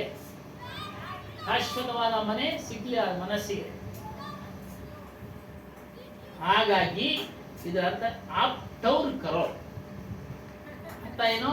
ನಿನ್ನ ಸ್ಥಾನದಲ್ಲಿ ನೆಲೆಗೊಳ್ಳಪ್ಪ. ಅದ್ಯಾವುದು ಅಂದ್ರೆ ನಿಮ್ಮ ಆತ್ಮ. ಆ ಆತ್ಮದಲ್ಲಿ ನಿನ್ನ ಮನಸ್ಸನ್ನು ನಿಲ್ಲಿಸು. ಮತ್ತೆ ಮುಂದುವರೆದು ಹೇಳ್ತಾರೆ, ಮುಯೆ ಕಹಾಗರ್ ತೇರ, ಮುಯೆ ಕಹಾಗರ್ ತೇರ. ನಾವು ಸತ್ತು ಹೋದ್ಮೇಲೆ ನಮ್ಮ ಮನೆ ಎಲ್ಲಿ ಅಂತ ನಮ್ಗೆ ಗೊತ್ತಾಗುತ್ತೆ. ಹೇಳ್ತಾರೆ, ಮರ್ ಜಾನೆ ಕೆ ಬಾದ್ ತುಮಾರಾ ಘರ್ ಕಹಾ ಹೋಗಾ, ಎಲ್ಲಿದೆ? ಇದನ್ನ ಆ ಸಮಯದಲ್ಲಿ ಗೊತ್ತಾಗ್ಬಿಟ್ಟಾಗ ಮನುಷ್ಯನಿಗೆ ಭಯ ಆಗತ್ತಂತೆ. ಮರಣದ ಸಮಯದಲ್ಲಿ ಮನುಷ್ಯಕೋ ಸಬ್ಸೆ ಬಡ ಭಯ, ದೊಡ್ಡ ಭಯ. ಅದಕ್ಕೆ ಜೀವ ಭಯ ಅಂತ ಹೇಳೋದು. ಆ ಸಮಯದಲ್ಲಿ ಭಯ ಆಗ್ಬಿಡುತ್ತೆ. ಏನಪ್ಪಾ, ಈ ಶರೀರನ ಬಿಟ್ಟು ಹೋಗ್ತಾ ಇದ್ದೀನಿ, ಹೆಂಡತಿ ಅತಿಯಾಗಿ ಚೆನ್ನಾಗಿ ಪ್ರೀತಿಸ್ತಾ ಇದ್ರು, ಇವಳನ್ನ ಬಿಟ್ಟು ಹೋಗ್ತಾ ಇದ್ದೀನಿ, ಮೊಮ್ಮಕ್ಕಳನ್ನ ಬಿಟ್ಟು ಹೋಗ್ತಾ ಇದ್ದೀನಿ. ನೋಡಿ, ಅವಾಗ ಭಯ ಶುರುವಾಗಿದೆ. ಎಲ್ಲಿ ಹೋಗ್ತೀನಿ ನಾನು? ನನಗೆ ಹೋಗ್ತೀನಲ್ಲ, ಇದನ್ನ ಬಿಟ್ಟು ಸತ್ತೋಗ್ತಾ ಇದ್ದೀನಿ ಅಂತ ಅರ್ಥ. ಭಯ ಬಂದ್ಬಿಡುತ್ತೆ. ಒಂದು ನಿಶ್ಚಲವಾದ ಸ್ಥಾನ ಇಲ್ಲ, ಪಡ್ಕೊಂಡಿಲ್ಲ ಅವನು ಭಯ ಬೀಳ್ತಾನೆ, ತಿಳಿದಿಲ್ಲ ಭಯ ಬೀಳ್ತಾನೆ. ಯಾರು ಆತ್ಮನನ್ನ ತಿಳಿದಿರ್ತಾರೋ, ಅದು ಅನುಸಂಧಾನ ಅಂದ್ರೆ ಭಕ್ತಿ, ಅದು ಭಕ್ತಿ ಮಾಡ್ತಾ ಇರ್ತಾರೋ, ಅದು ಸ್ಮರಣೆ ಮಾಡ್ತಾ ಇರ್ತಾರೋ, ಅವನಿಗೆ ಭಯ ಇಲ್ಲ ಅಂತಿಮ ಸಮಯದಲ್ಲಿ. ದೇಹದ ವಿಚಾರ ಗೊತ್ತಾಗಿರುತ್ತೆ. ಓ, ಈ ದೇಹ ಒಂದಲ್ಲ ಒಂದು ದಿನ ಬಿದ್ದೋಗುತ್ತೆ, ಬಿಡು. ಈ ಮನೆ ನಾನು ಸತ್ತೋದ್ಮೇಲೆ ನನ್ನ ದೇಹ ಆಚೆಗೆ ಹಾಕ್ತಾರೆ, ಬಿಸಾಕ್ತಾರೆ, ಸುಟ್ಟಾಕ್ತಾರೆ, ಏನೋ ಒಂದು ಮಾಡ್ತಾರೆ ಅನ್ನೋದು ಗೊತ್ತಾಗ್ಬಿಟ್ಟಿರುತ್ತೆ. ಭಯ ಎಲ್ಲಿ ಬೀಳ್ತಾನ ಅವನು? ಭಯನೇ ಬೀಳೋದಿಲ್ಲ. ಬಿಡೋ, ನನ್ನ ಸ್ವರೂಪ ನಾನು ತಿಳಿದಿದ್ದೀನಿ, ಅದರಲ್ಲಿ ನಾನು ಇರ್ತೀನಿ ಶಾಶ್ವತವಾಗಿ ಅನ್ನೋದು ಅವನಿಗೆ ಗೊತ್ತಾಗ್ಬಿಟ್ಟಿರುತ್ತೆ. ಅವನು ಭಯ ಬಿಡೋದಿಲ್ಲ. ಇನ್ನು ಇಲ್ಲಿ ಉಳಿದವರೆಲ್ಲರೂ ಭಯ ಬಿಡ್ತಾರೆ. ಹೇಳಿ. ಆತ್ಮಜ್ಞಾನ ತಿಳಿದಿರೋದು ಭಯ ಇರೋದಿಲ್ಲ, ಅಂತೆಲ್ಲ ಗೊತ್ತಿರುತ್ತೆ. ಹೌದು. ಆದರೆ ಮೆರನಾಟಿಕ ನಮ್ಮಂಥವ್ರು ಯಾರಾದರೂ ನೋಡೋ ಗುಮ್ನ ಮಗನಿಗೆ ಅವ್ರ ಮಕ್ಕಳು ಮೊಮ್ಮಕ್ಕಳು ಏನೋ ಮನೆಗಿನ ಅನ್ನೋದು ಏನೋ ಚಿಂತೆ ಇರ್ತಂಗೆ, ಇನ್ನೆಷ್ಟು ದರಿದ್ರ ನನ್ನ ಮಗ ಅನ್ನೋಂಥ ಭಾವನೆ ನಾವು ವಿಚಾರಗಳೇ ಗೊತ್ತಿಲ್ಲದೆ ಇರೋರು ಆಗಂತಾರೆ. ಹೇಳೋದು ಸಹಜ ಅಲ್ಲ. ಸಹಜ ಹೇಳ್ತಾರೆ, ಹೇಳ್ಕೊಳ್ತಿರೋರೆಲ್ಲ ಅವ್ರನ್ನ ನೋಡಿ ಅವನಿಗೆ ಯಾವತ್ತೂ ಇದೆಲ್ಲ ಇರೋದಿಲ್ಲ. ನಮ್ಮಂಥವ್ರು ಏನಂದ್ರೆ ನೋಡಿ, ಈ ಗುರುನ ಮಗನಿಗೆ ಸಾಯ್ತಾ ಇದ್ರು, ಈ ಮರಿ ಮಕ್ಕಳು ಏನೋ ಅದ್ರ ಬಗ್ಗೆ ಗಮನನೇ ಇಲ್ಲ. ಇನ್ನೆಂಥ ಪ್ರಶ್ನೆ ಮಗ, ಎಂಥ ವ್ಯವಸ್ಥೆ ಅಂತ ಹೇಳ್ಬಿಟ್ಟು ನಾವು ಮನಸ್ಸಲ್ಲೇ ಅನ್ಕೊಂತೀವಿ. ಮನ್ಸಲ್ಲಿ ಅನ್ಕೊಂತಾರೆ. ಕೇಳಿದವ್ರಿಗೆ ಹೇಳಿ, ವಯಸ್ಸಾದ್ಮೇಲೆ ಕಾಲಕ್ಕೆ ಮೊಮ್ಮಕ್ಳಿಗೆ ಏನ್ ಮಾಡೋಣ? ನಮ್ಮ ಕೈನಾಗೆ ಎದ್ದು ಓಡಾಡಕ್ ಆಗೋದಿಲ್ಲ, ಅವ್ರು ಏನ್ ಮಾಡೋಂಗಿದೀವಿ ನಾವು? ಅಲ್ವಾ ಸ್ವಾಮಿ? ಸಮಾಜದಲ್ಲಿ ಅನ್ಕೊಳ್ತಾರೆ, ಸಹಜ ಅನ್ಕೊಳ್ತಾರೆ. ಮರಣದ ಸಮಯದಲ್ಲಿ ಏನ್ ಮಾಡ್ತಾರೆ? ಮೊಮ್ಮಕ್ಕಳಿಗೆ ಆಗಲಿ ಮಕ್ಕಳಿಗೆ ಆಗಲಿ ಏನು ದುಡ್ದು ಏನಾದ್ರು ಹಾಕಕ್ಕೆ ಸಾಧ್ಯ ಆಗತ್ತಾ? ಅವ್ರಿಂದೊಳಗೆ ಶಕ್ತಿ ಇರೋದಿಲ್ಲ.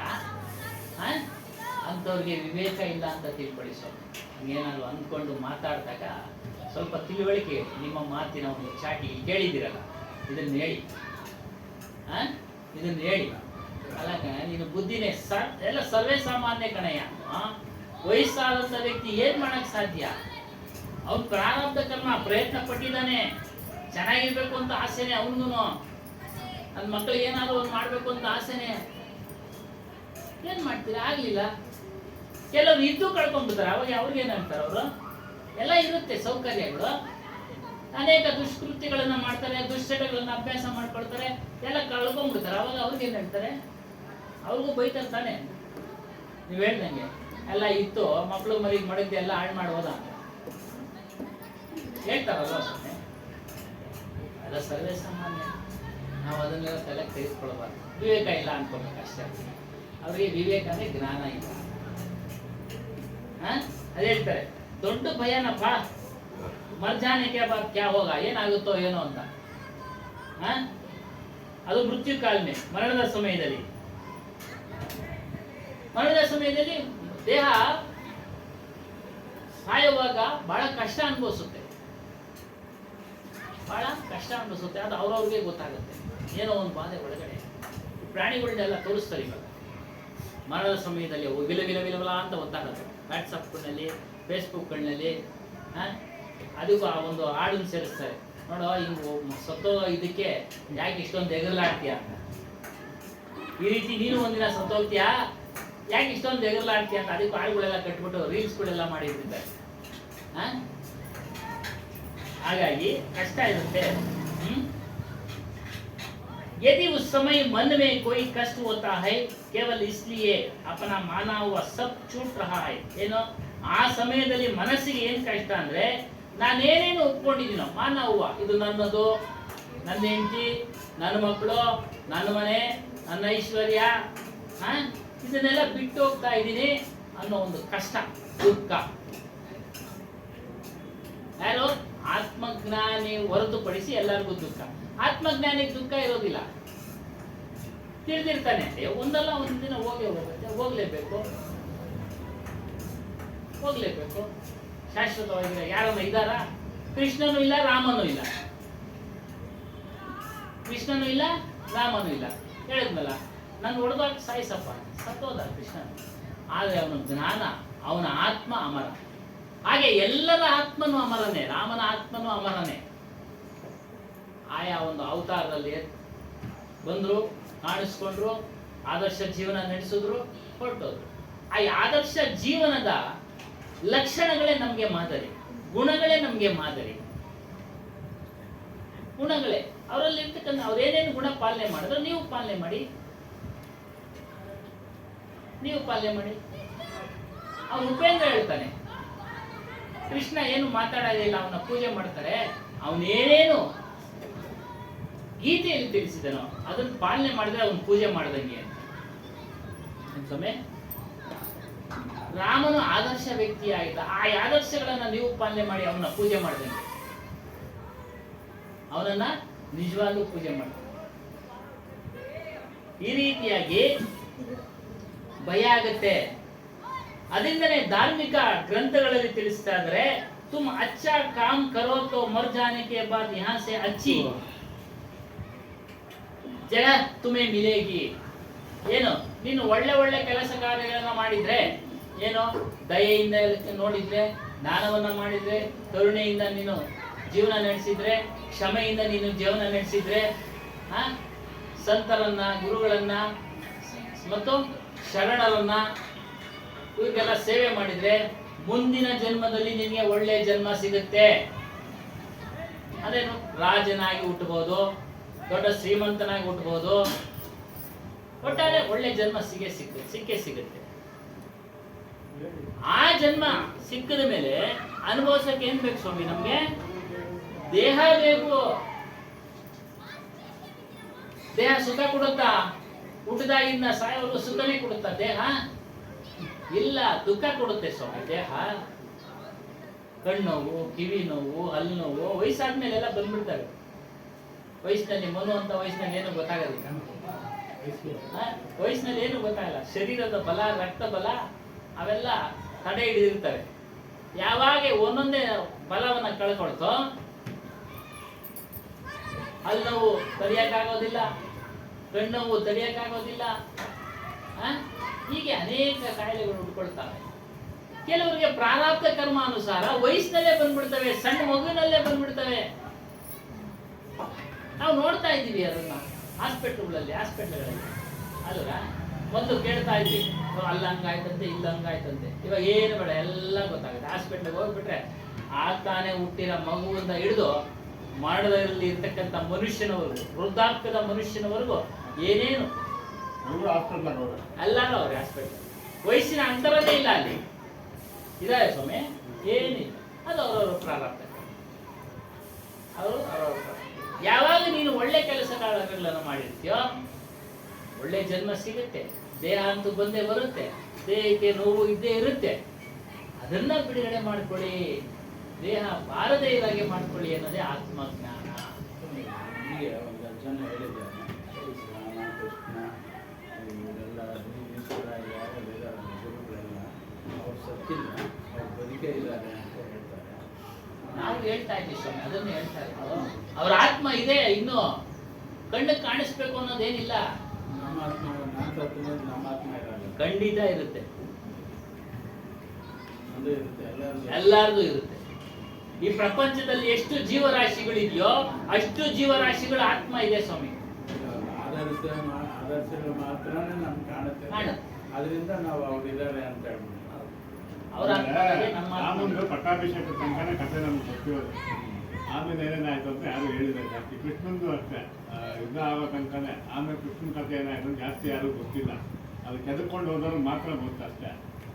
ಹಂಗಾಗಿ ಅವರು ಅದನ್ನ ಜೀವಂತವಾಗಿರೋಕ್ಕೆ ಬರ್ದಿರೋದನ್ನ ಹಂಗೆ ಇಟ್ಕೊಂಡವ್ರು. ಸ್ವಾಮಿಗಳು ಹೇಳಿದಾರಲ್ಲ, ಕಲ್ತ್ಕೊಂಡು ಹೋದ್ರು ಯಾರ್ಯಾರು ಬರ್ದಿರ್ತಾರೋ ಅದೆಲ್ಲನೂ ಸ್ವಲ್ಪ ಸುಮ್ಮನೆ ಸೃಷ್ಟಿ ಮಾಡಿ ಬರ್ದಿರ್ತಕ್ಕಂಥದ್ದೇ ಅಲ್ಲ. ಅದನ್ನೇ ಹೇಳಿದವರು.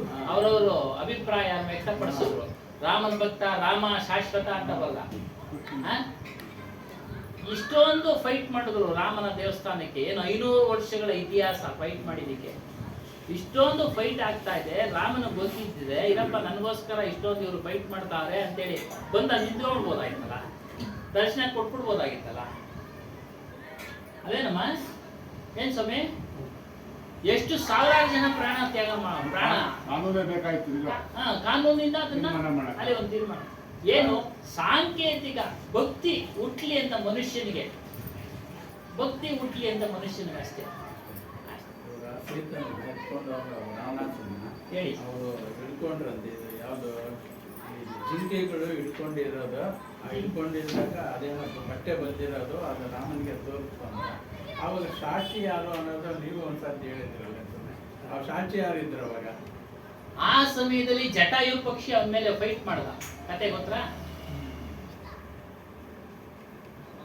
ಯಾವ ಒಂದು ಹೆಣ್ಣನ್ನ ಅಪಹರಣ ಮಾಡ್ತಾ ಇದ್ದಾನೆ ಅಂತ ಹೇಳ್ಬಿಟ್ಟು ಜಟಾಯು ಎಂಬ ಪಕ್ಷಿ ಅವನ ಮೇಲೆ ಅಟ್ಯಾಕ್ ಮಾಡ್ದ, ರಾವಣನ ಮೇಲೆ. ಅವನು ಹೊಡೆದಾಕ್ಬಿಟ್ಟ. ಅವನು ಆ ಸಾಕ್ಷಿ ಯಾರು ಅದಕ್ಕೆ? ಅವನು ಹೇಳ್ತಾನಲ್ಲ, ಬದುಕಿರ್ತಾನೆ ರಾಮ ಬರೋವರ್ಗು, ಹೊತ್ಕೊಂಡು ಹೋದ ಅಂತ. ನಾವು ಜಟಾಯು ಪಕ್ಷಿ ಅಂತ ಹೇಳ್ತಾರೆ ಅಂದ್ರೆ ಅದಕ್ಕೂ ಸಾಕ್ಷಿ ಇಲ್ವಲ್ಲಿ. ಎಷ್ಟು ವರ್ಷಗಳು ಆಗಿದೆ ಅಂದ್ರೆ ಅದು ನೀವು ಹೇಳ್ತಾರೆ. ಒಟ್ಟಾರೆ ಬಂದ್ರ ಅದೆಲ್ಲ ಕಲ್ಪನೆಗಳು ಮಾಡಿರೋದು ಅಂತ ತಿಳ್ಕೊಳ್ಳಿ. ಅದೇ ಹೇಳಿದವರು, ಕಲ್ಪನೆಗಳು. ಇದು ಬರ್ತಾ ಇದೆ ನಿಮ್ಮ ವಿಚಾರನು ಹೇಳ್ತಾ ಇದೆ. ಒಳ್ಳೆ ಜನ್ಮ ಸಿಗುತ್ತೆ ಹೇಳಿದ್ವಲ್ಲ, ಒಳ್ಳೆ ದಾನ ಧರ್ಮ ಎಲ್ಲ ಮಾಡಿದ್ರೆ ಸ್ವರ್ಗ ಲೋಕ ಮತ್ತು ಮೋಕ್ಷ ಲೋಕ ಇವೆಲ್ಲ ಮನುಷ್ಯನನ್ನ ಒಂದು ಶಾಂತಿ ಮಾಡೋದಕ್ಕೆ ಕಲ್ಪನೆಯಿಂದ ಹುಟ್ಟಿರಿಸತಕ್ಕಂಥ ವಿಚಾರಗಳು. ಕಲ್ಪನಾ ಇಸಿ ಸಾಂತ್ವನಿಕೆಯಲ್ಲಿಯೇ, ಸಾಂತ್ವನ ಅಂದ್ರೆ ಸಮಾಧಾನ ಮಾಡೋದಕ್ಕೆ ಸ್ವಾಮಿ. ಇನ್ನು ಮೋಕ್ಷ ಏನೋ ಮೋಕ್ಷ ಲೋಕ ಐತೆ, ಸ್ವರ್ಗ ಲೋಕ ಬೇರೆ ಎಲ್ಲೋ ಒಂದೈತೆ. ಬೇರೆ ಗುರುಗಳು ಹೇಳ್ತಾರೆ ಇದೆಲ್ಲ ಇದೆ ಇದೆ ಇದೆ ಇದೆ ಅಂತ ಹೇಳ್ತಾರೆ. ಅದೆಲ್ಲ ಕಲ್ಪನೆಗಳು. ಕಬೀರ್ ಸಾಹೇಬ್ ಹೇಳೋದು, ನಿನ್ನಲ್ಲೇ ಇದೆ ಮೋಕ್ಷ, ನಿನ್ನ ಸ್ವರೂಪದಲ್ಲೇ ಮೋಕ್ಷ. ಅಲ್ಲೋಗಿ ಸೇರ್ಬಿಟ್ರೆ ಬೇರೆ ಲೋಕ ಯಾವುದೂ ಇಲ್ಲ, ಬೇರೆ ಲೋಕ ಯಾವುದೂ ಇಲ್ಲ. ವೈಕುಂಠ ಕೈಲಾಸ ಯಾವೂ ಇಲ್ಲ. ನಿಮಗೆ ಸಮಾಧಾನ ಆಗಲಿ ಅಂತೇಳಿ ಅದನ್ನೆಲ್ಲ ಬರೆದಿದ್ದಾರಪ್ಪ, ಅದ್ಯಾವುದೂ ಇಲ್ಲ, ಅದ್ಯಾವುದು ಇಲ್ಲ. ನಿಜ ಸುಖ ಆತ್ಮ ರಾಮ ಹೈ ದೋಜಾ ದುಃಖ ಅಪ ಮನಸ ವಾಚ ಕರ್ಮಣ ಕಬೀರ ಸುಮಿರ್ನಸ್ಸ. ನಿಜ ಸುಖ ಎಲ್ಲಿದೆ? ನಿಮ್ಮಲ್ಲೇ ಇದೆ, ನಿಮ್ಮ ಸ್ವರೂಪದಲ್ಲೇ ಇದೆ. ನಿಮ್ಮ ಮನಸ್ಸನ್ನು ಅಲ್ಲಿ ತೆಗೆದುಕೊಂಡು ನಿಲ್ಲಿಸಿ, ಅದರ ಚಿಂತನೆ ಮಾಡಿ, ಯಾವಾಗಲೂ ಅದರ ಭಕ್ತಿ ಮಾಡಿ, ಅದರ ಪೂಜೆ ಮಾಡಿ, ಅದರ ಅನುಭವ ಆಗತ್ತೆ. ಮರಣದ ನಂತರವೂ ಸಹ ನೀವು ಅದು ಶಾಶ್ವತವಾಗಿ ನಿಲ್ತೀರಾ, ಮತ್ತೆ ಹುಟ್ಟುವುದಿಲ್ಲ. ಅವೆಲ್ಲ ಕಲ್ಪನೆ ಮಾಡಿ. ಸ್ವರ್ಗ ಮೋಕ್ಷ ಲೋಕಿ ಕಲ್ಪನಾತು ಕೇವಲ ರೂಪಕ್ಕಾಗಿ, ಮನುಷ್ಯನ ಸಮಾಧಾನಕ್ಕೋಸ್ಕರ. ಯಾವ ರೀತಿ ಸಣ್ಣ ಮಕ್ಕಳಿಗೆ ಭಕ್ತಿ ತಿಳಿಸ್ಬೇಕು ಅನ್ನೋ ಒಂದು ವಿಚಾರಕ್ಕೆ ವಿಗ್ರಹ ಆರಾಧನೆಗಳನ್ನ ಮಾಡಿದ್ರು, ವಿಗ್ರಹಗಳನ್ನ ಪೂಜೆ ಮಾಡಕ್ ಶುರು ಮಾಡಿದ್ರು, ಅದೇ ರೀತಿ ಇವು ಅಷ್ಟೇ. ಮನುಷ್ಯನ ಸಮಾಧಾನಕ್ಕೆ ಯಾವ ಲೋಕಗಳು ಇಲ್ಲ. ಇದಿದ್ರೆ ಅದನ್ನು ಹುಡ್ಕೊಂಡು ಹೋಗ್ತಾ ಇದ್ರು. ವಿಜ್ಞಾನದವ್ರು ಏನು ಸುಮ್ಮನೆ ಇಲ್ಲ, ರಿಸರ್ಚ್ ಮಾಡ್ತಾನೆ ಅವರ ಮೇಲೆ ಏನೇನು ಲೋಕಗಳಿದ್ದಾವೆ, ಮೇಲೆ ಏನೇನು ಲೋಕಗಳಿದ್ದಾವೆ. ಅದಾಯ್ತಾ? ಅದೆಲ್ಲ ಚರ್ಚೆ ಮಾಡಕ್ಕೆ ಹೆಚ್ಚಾಗಿ ಅವ್ರ ಹತ್ರ ಚರ್ಚೆ ಮಾಡಕ್ ಹೋಗಬಾರ್ದು. ನಮ್ಮ ಅನುಭವಕ್ಕೆ ಬರುವಂಥದ್ದು ಪಡೀರಿ ಅಂತ ಹೇಳ್ತಾ ಇದ್ದೀವಿ. ತಿಳ್ಕೊಳ್ಳಿ, ಮಾಡಿ, ಅನುಭವಕ್ಕೆ ಪಡೀರಿ. ಇದ್ದಿದ್ರೆ ಹೋಗಿ ಬಂದು ಯಾರಾದ್ರೂ ಹೇಳಿದಾರ? ಆಗಲೇ ಸಾಕ್ಷಿ ಕೇಳಿದ್ವಿ ಅಲ್ವಾ? ಅದನ್ನ ನೋಡಿದವ್ರು ಯಾರು, ಅದಕ್ಕೆ ಸಾಕ್ಷಿ ಯಾರು ಕೇಳಿದ್ರಿ ಅಲ್ವಾ? ಇದಕ್ಕೂ ಓದ್ಕೊಂಡಿರೋರು ಸಾಕ್ಷಿ ಇರ್ಬೇಕು ತಾನೆ, ನಿಮ್ ಪ್ರಕಾರನೇ. ಇದೇ ಒಂದು ಪ್ರಶ್ನೆ ಲೋಕಸಭೆಯಲ್ಲಿ ಮಂಡನೆ ಆಯಿತು. ಅಟಲ್ ಬಿಹಾರಿ ವಾಜಪೇಯಿ ಅವರು ಪ್ರಧಾನಿಯಾಗಿದ್ದಾಗ ಹೇಳಿ. ಆ ಸಂದರ್ಭದಲ್ಲಿ ಎಡಪಂಥೀಯರು ವಾಜಪೇಯಿ ಅವರು ಕೇಳಿದ್ರು, ಶ್ರೀರಾಮಚಂದ್ರ ಅಯೋಧ್ಯೆಯಲ್ಲಿ ಉಪದ ಅನ್ನೋದಕ್ಕೇನಾದರೂ ದಾಖಲಾತಿಗಳಿದೆ? ಅದಕ್ಕೆ ವಾಜಪೇಯಿ ಹೇಳಿದ್ರು, ಆವಾಗ ಯಾವುದೇ ಪಡೇಲ, ಶಾನ್ಭೋಗ, ಗ್ರಾಮ ಪಂಚಾಯತಿ, ತಾಲೂಕ್ ಪಂಚಾಯತಿ ಯಾವುದು ಇರಲಿಲ್ಲ. ಇದ್ದಿದ್ರೆ ಬರ್ಸಿಡ್ತಾ ಇದ್ವಿ ಅಂತ. ಅದು ನಂಬಿಕೆನೇ ಹೊರತು ಅಷ್ಟೇ, ಬೇರೆ ಏನೂ ಅಲ್ಲ. ಅಷ್ಟೇ ಹೇಳ್ಬಿಟ್ರು ಉತ್ತರ. ಹಾಗೆ ಎಲ್ಲ ನಂಬಿಕೆಗಳು ಸ್ವಾಮಿ. ಆದರೆ ಇದು ನಂಬಿದ್ರೆ ನಿಮಗೆ ಸ್ವತಃ ಅನುಭವಕ್ಕೆ ಬರತಕ್ಕಂಥ ವಿಚಾರ ಆತ್ಮಜ್ಞಾನ. ನಂಬಿದ್ರೆ ಅವುಗಳು ನಂಬಿದ್ರೆ ಮತ್ತೆ ಹುಡ್ತಾ ಇರ್ಬೇಕು, ಮತ್ತೆ ಸಾಯ್ತಾ ಇರ್ಬೇಕು. ಇಷ್ಟೇ ಸೂಕ್ಷ್ಮ. ಇದನ್ನ ನಂಬಿ ನೀವು ಮಾಡಿದ್ರೆ ಅಮರತ್ವ, ಮತ್ತೆ ಹುಟ್ಟುವುದಿಲ್ಲ ಅನ್ನೋ ಒಂದು ವಿಚಾರ. ಅದನ್ನೇ ಅವೆಲ್ಲ ಕೇವಲ ಇದರಲ್ಲಿ ಸತ್ಯನ ಮರೆಮಾಚಿಬಿಟ್ಟಿದ್ದಾರೆ. ನಂಬಿಕೆ ಅನ್ನೋದು ಕೇವಲ ಒಂದು ವರ್ಗಕ್ಕೆ ಮಾತ್ರ ಸೀಮಿತ ಆಗ್ಬಾರ್ದು. ಎಲ್ಲ ಮಾನವ ಕುಲಕ್ಕೇನೆ ಆಗ್ಬೇಕು. ಸುಮ್ಮನೆ ವರ್ಗಕ್ಕೆ ಏನೋ ಒಂದು ಹೇಳ್ತೀನಿ ನಂಬಿಕೆ ಅಂತ ಹೇಳ್ಬಿಟ್ಟು ಆ ತಪ್ಪಿಸ್ಕೊಂಡು ಆ ವರ್ಗಕ್ಕೆ ಮಾತ್ರ ಸೀಮಿತ ಆಗಿ ಮಧ್ಯಾಹ್ನ ನಾನು ಪುನಃ ಗೆದ್ದು ಬರೋದು, ಏನೋ ನನ್ನ ಅಧಿಕಾರ ಸಿಗ್ಬೇಕು ಅನ್ನೋದು ಇರಬಾರ್ದು. ಹೌದೌದು, ಹೇಳಿ. ಏನ್ ಹೇಳ್ತೀರಿ? ಒಂದು ಭೂಮಿಯನ್ನ ಗೀಟಿಟ್ಬಿಟ್ಟು ಉಳುಮೆ ಮಾಡಿ, ದೇಗುಲಲ್ಲಿ ಉಳುಮೆ ಮಾಡಿಬಿಟ್ಟು ಸಾಲಿನೊಳಗಡೆ ಅವರೆಕಾಳನ್ನ ಬಿತ್ಕೊಂಡು ಹೋಗ್ತಕ್ಕಂಥವನು ಬ್ರಾಹ್ಮಣ ಆಗಲಿ, ಒಕ್ಕಲಿಗಾಗಲಿ, ಲಿಂಗಾಯತ ಆಗಲಿ, ಹಿಂದೂನಾಗಲಿ, ಯಾವುದೇ ಜಾತಿಯನ್ನು ಬಿತ್ತಿದ್ರು ಬಿತ್ತನೆ ಅವನು ಒಕ್ಕಲಿಗನೇ. ಆ ಬಿತ್ತಿದ ಬೀಜವನ್ನ ಮಣ್ಣು ಮುಚ್ಚಿ ಬಂದು 10 ದಿನ ನಂಬಿಕೆಯಿಂದ ಮನೇಲಿ ಕೂತಿದ್ರೆ ನಂಬಿಕೆ ಇಟ್ಟ ಎಲ್ಲ ಬೀಜಗಳು ಮೊಳಕೆ ಹೊಡೆದು ಈಚೆ ಬರ್ತವೆ. ಯಾವುದೇ ಒಂದು ಬೀಜನ ಅದಕ್ಕೆ ಮೊಳಕೆ ಬಂದಿದೆಯೋ ಇಲ್ವೋ, ಊದ್ಕೊಂಡಿದೆಯೋ ಇಲ್ವೋ, ಎಲೆ ಬರ್ತಾ ಇದೆಯೋ ಇಲ್ವೋ ಅಂತ ಒಂದು ಬೀಜನ ಪರೀಕ್ಷೆ ಮಾಡಕ್ ಹೋದ್ರೆ ನೀವು ಪರೀಕ್ಷೆ ಮಾಡಿದ ಬೀಜ ಹುಟ್ಟಲ್ಲ, ಎಲ್ಲ ಬೀಜಗಳು ಹುಟ್ಟುತ್ತವೆ. ಅದು ನಂಬಿಕೆ. ಅದು ವಿಜ್ಞಾನ, ಅದನ್ನ ನಂಬಬೇಕಷ್ಟೇ. ಇದು ಅಷ್ಟೇ ಸ್ವಾಮಿ. ಆತ್ಮಜ್ಞಾನ ಇದು ಒಂದು ರೀತಿ ವಿಜ್ಞಾನ ಆಗ. ಇದನ್ನು ನಂಬಬೇಕು ನೀವು. ಇದನ್ನ ನಂಬಬೇಕು. ಆಗ ಮಾತ್ರ ನಿಮ್ಗೆ ಎಲ್ಲ ಅರಿವಾಗುತ್ತೆ. ಹೇಳಿದೆ ಮತಾಂತರಗಳ ಬಗ್ಗೆ ಓಶ ಒಂದು ಹೇಳಿದ್ರಿ ನಂಬಿಕೆ ಅಂತ. ಇನ್ನೊಂದು ಧರ್ಮದಲ್ಲಿ ಹೋಗ್ಬಿಟ್ರೆ ನಮ್ಗೆ ಒಳ್ಳೆ ಸುಖ ಸಿಗ್ಬೋದೇನೋ ಅನ್ನೋ ನಂಬಿಕೆಯಿಂದ ಹೋಗೋದು. ಮತಾಂತರಗಳು ಒಂದು ಸೆರೆಮನೆಯಿಂದ ಇನ್ನೊಂದು ಸೆರೆಮನೆಗೆ ಹೋಗದಂತೆ ಒಂದು ಸೆರೆಮನೆ ಇಂದ ಇನ್ನೊಂದು ಸೆರೆಮನೆ ಅಂದ್ರೇನು? ಎರಡೂ ಬಂಧನವೇ. ಇನ್ನೂ ಸರಳವಾಗಿ ಹೇಳ್ಬೇಕಂದ್ರೆ ನಮ್ಮ ಹಿಂದೂ ಧರ್ಮದಲ್ಲಿ ಒಂದು ಶಿಸ್ತಿದೆ. ಏನೋ ಒಂದೇ ಹೆಂಡತಿ, ಒಂದು ನೀತಿ ಇದೆ. ಅದೇ ಬೇರೆ ಧರ್ಮದಲ್ಲಿ ಹೋದಾಗ ಅವ್ರಿಗೆ ಆಕರ್ಷಣೆ ಆಗ್ಬಿಡುತ್ತೆ. ಇರಪ್ಪ ಅಲ್ಲಿ 2 ಮದುವೆ ಆಗ್ಬೋದು. ಅದು ಡಬಲ್ ಸೆರೆಮನೆ ತಾನೆ, ಸರಿನಾ ಸ್ವಾಮಿ? ಡಬಲ್ ಸೆರೆಮನಿ ಅದು. ಇವ್ರಿಗೆ ಅನ್ನಿಸ್ತಾ ಇದೆ, ಓ ಅಲ್ಲಿ ಏನಪ್ಪ ಧರ್ಮದ ಹೆಸರು ಹೇಳಿದ್ರೆ ತಪ್ಪಾಗತ್ತೆ. ಅದಕ್ಕೆ ಒಂದು ಧರ್ಮದ ಅದನ್ನೇ ಹೇಳಿದ್ರು ರೋಷ. ಮತಾಂತರಗಳು ಒಂದು ಸೆರೆಮನೆಯಿಂದ ಮತ್ತೊಂದು ಸೆರೆಮನೆಗೆ ಹೋಗುವುದು. ಎಣ್ಣೆ ಬಾಣ್ಲಿ ಒಳಗಿದ್ದೀರಾ, ಬಾಣ್ಲಿ ಇಳಿರಿ, ಕೆಳಗಡೆ ನೆಗೆದು ಬಿದ್ದರೆ ಬೆಂಕಿ ಒಳಗೆ ಬೀಳ್ತೀರಾ. ಹಾಗೆ ಈ ರೀತಿಯಾಗಿ ನಾವು ವಿಚಾರ ಮಾಡಬೇಕು. ನೋಡಿ, ಈ ಲೋಕಾಂತರ ವಿಚಾರಗಳನ್ನ ತಿಳಿಸ್ಬಿಟ್ಟು ಸತ್ಯವನ್ನ ಮನೆ ಮಾಚಿದಾಗ ನಮ್ಗೆ ಸತ್ಯವನ್ನ ತಿಳಿಸ್ತಾ ಇಲ್ಲ ಧರ್ಮ ಗ್ರಂಥಗಳು ಸತ್ಯವನ್ನ ತಿಳಿಸ್ತಾ ಇಲ್ಲ. ಆ ಸತ್ಯ ಯಾವುದು ಅಂದ್ರೆ ನಮ್ಮೆಲ್ಲರ ಸ್ವರೂಪ, ಜಡತತ್ವಂಶ ವಿಲಕ್ಷಣ ಜೀವನು ಅಂದ್ರೆ ನಮ್ಮ ಸ್ವರೂಪನು ಈ ಜಡತತ್ವಗಳಿಂದ ಬೇರೆಯಾಗಿದ್ದಾನೆ. ಅವನು ಯಾವುದೇ ಆಕಾರ ಇಲ್ಲ. ಆತ್ಮನಿಗೆ ಜ್ಞಾನಾಕಾರ ಎಲ್ಲ ಅರಿತಾ ಇದ್ದಾನೆ. ನಮ್ಗೆಲ್ಲ ಒಂದು ಆಕಾರ ಇದೆ ಅಲ್ವರಾ? ಒಬ್ಬೊಬ್ರದ್ದು ಒಂದು ಮುಖ ಒಂದೊಂದ್ ತರ ಇದೆ, ಗುರುತಿಸ್ತೀವಿ ಆ ಮುಖದಿಂದ ಅಲ್ವರಾ? ನಿಮ್ಮಲ್ಲಿರೋ ಆತ್ಮನಿಗೂ ಜ್ಞಾನಾಕಾರ, ನಮ್ಮಲ್ಲಿರೋ ಆತ್ಮನೂ ಜ್ಞಾನಾಕಾರ. ನೀವು ನಿಮ್ಮಲ್ಲಿರೋ ಆತ್ಮನು ಸಹ ಎಲ್ಲವನ್ನ ಅರಿತಾ ಇದ್ದಾನೆ, ನಮ್ಮಲ್ಲಿರ್ತಕ್ಕಂಥ ಆತ್ಮನು ಸಹ ಎಲ್ಲವನ್ನ ಅರಿತಾ ಇದ್ದಾನೆ. ಜ್ಞಾನ ಅಂದ್ರೆ ಅರಿಯೋದು ಸ್ವಾಮಿ. ವಿದ್ಯೆ ಏನಕ್ಕೆ ನಾವು ತಿಳ್ಕೊಳ್ಳೋದು, ಓದೋದು, ಮಾಡೋದು? ಅರಿಯೋದಿಕ್ಕೆ, ತಿಳ್ಕೊಳ್ಳೋದಿಕ್ಕೆ, ವಸ್ತುಗಳ ಪರಿಚಯ ಆಗೋದಿಕ್ಕೆ.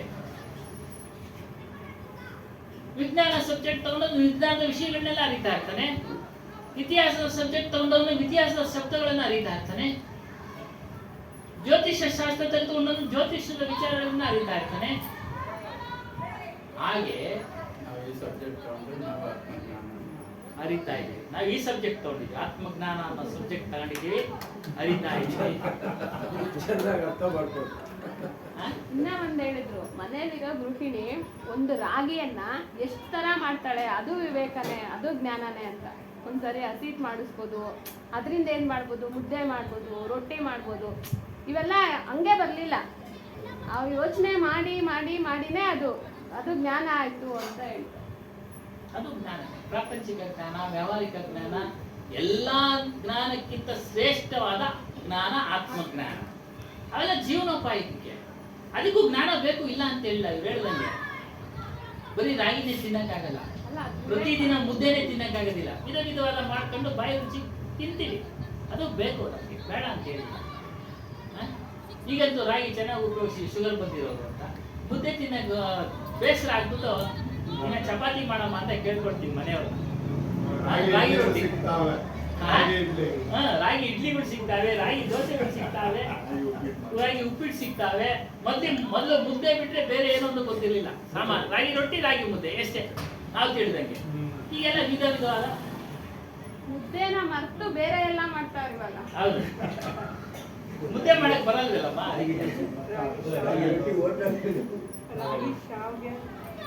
ನೋಡಿ, ಅವ್ರು ಶಾವಿಗೆ ಹೇಳ್ಬಿಟ್ರು, ಮುದ್ದೆ ಮಾಡಕ್ಕೆ ಮಿಷನ್ ಬಂದ್ಬಿಟ್ವಿ.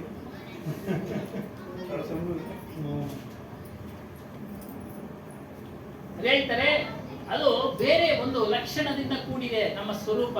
ಅಂದ್ರೆ ಎಲ್ಲವನ್ನ ಅರಿಯುತ್ತೆ, ಎಲ್ಲಾ ವಿಚಾರಗಳನ್ನ ಅರಿಯುತ್ತೆ. ಸ್ವಲ್ಪ ಅದಕ್ಕೆ ಜ್ಞಾನ ಕೊಡ್ತಾ ಇದ್ರೆ ಇನ್ನೂ ಸಹ ಸಾಕಷ್ಟು ವಿಕಾಸಗೊಳ್ಳುತ್ತೆ. ಜ್ಞಾನ ಸಾಕಷ್ಟು ವಿಕಾಸಗೊಳ್ಳುತ್ತೆ. ಅದರಲ್ಲಿ ಇದ್ದವರೇನೆ ಜ್ಞಾನಿಗಳು, ಪುರುಷರು, ಮಹಾತ್ಮರು ಎಲ್ಲ ಮುಂದೆ ಆಗತಕ್ಕಂಥ ವಿಚಾರಗಳನ್ನು ಅರಿತು ಕೆಲವರಿಗೆ ವರದಾನವಾಗಿ ಏನಾದರೂ ಒಂದು ಕೊಡೋದು. ಗುರುಗಳು ಇಷ್ಟಪಟ್ಟವ್ರೆ, ತನಗೆ ಇಷ್ಟ ಆದಂಥ ಶಿಷ್ಯರಿಗೆ ಒಂದು ಒಳ್ಳೆ ಮಾರ್ಗ ತೋರಿಸೋದು ವಿಚಾರವಾಗಲಿ, ಅವನ ಕಷ್ಟಗಳನ್ನು ಪರಿಹಾರ ಮಾಡೋ ವಿಚಾರದಲ್ಲಾಗಲಿ ಒಳ್ಳೆ ಮಾರ್ಗ ತೋರಿಸ್ತಾ ಇದೆ. ಅದಕ್ಕೆ ಅಷ್ಟೊಂದು ಆತ್ಮಜ್ಞಾನಕ್ಕೆ ಶಕ್ತಿ ಇದೆ. ಇದನ್ನ ಶರೀರ ಓದು ಮಾತ್ರಕ್ಕೆ ಅದನ್ನ ನಮ್ಗೆ ಸಿಗೋದಿಲ್ಲ. ಶರೀರದಲ್ಲಿ ಇರುವಾಗೇನೆ ಅದರ ವಿಚಾರ ತಿಳಿಬೇಕು. ಅದರಲ್ಲಿ ನಿಲ್ಲತಕ್ಕಂಥ, ಆಗಲೇ ಹೇಳಿದ್ವಲ್ಲ, ಅದರಲ್ಲಿ ನಿಲ್ಲತಕ್ಕಂಥ ಒಂದು ಸಾಮರ್ಥ್ಯ ನಾವು ಬೆಳೆಸ್ಕೊಳ್ಬೇಕು. ಆಗ ನಾವು ಓದ್ಮೇಲೆ, ಈ ಶರೀರ ಓದ್ಮೇಲೂ ಸಹ ಹೋಗಿ ಅಲ್ಲಿ ನಿಲ್ತೀವಿ. ಆದ್ರೆ ಏನಾಗಿದೆ, ನಮ್ಮ ಮನಸ್ಸು ವಾಸನೆಗಳ ಅಧೀನದಲ್ಲಿ ಇದೆ. ಅದರ ಅಧೀನದಲ್ಲಿದೆ. ಶಾಸ್ತ್ರ ವಾಸನೆ, ಲೋಕ ವಾಸನೆ, ದೇಹ ವಾಸನೆ. ಹೇಳ್ತಾರೆ ಯದಿ ವಾಸನೋಗೆ ಅಧೀನ ಹೈ. ನೋಡಿ, ಮನುಷ್ಯನು ವಾಸನೆಗಳಿಗೆ ಅಧೀನವಾಗಿದ್ದಾನೆ. ಶಾಸ್ತ್ರ ವಾಸನೆ, ಲೋಕ ವಾಸನೆ, ದೇಹ ವಾಸನೆ. ನಾನು ಇಂಥ ದೇಹವನ್ನು ಪಡಿಬೇಕು. ಸುಂದರವಾಗಿರತಕ್ಕಂಥ ಒಂದು ವ್ಯಕ್ತಿಯ ರೂಪವನ್ನು ನೋಡಿದ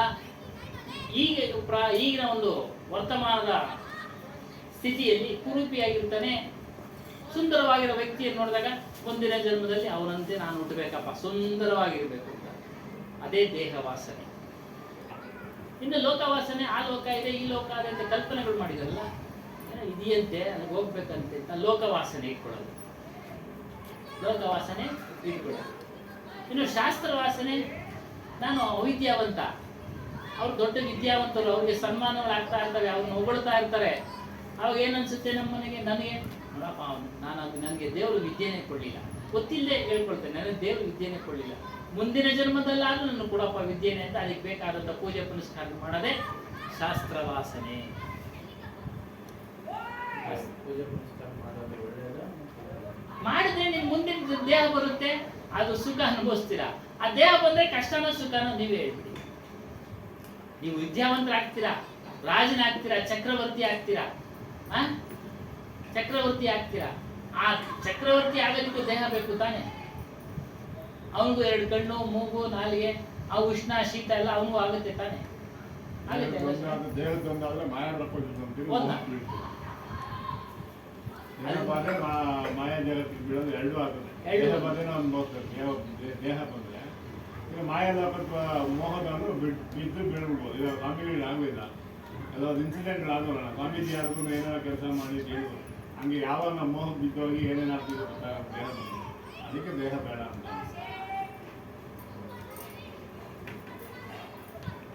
जैसे उसके अच्छे बुरे कर्म होंगे वैसे उसे आगे जन्मांतर में फल मिलेंगे.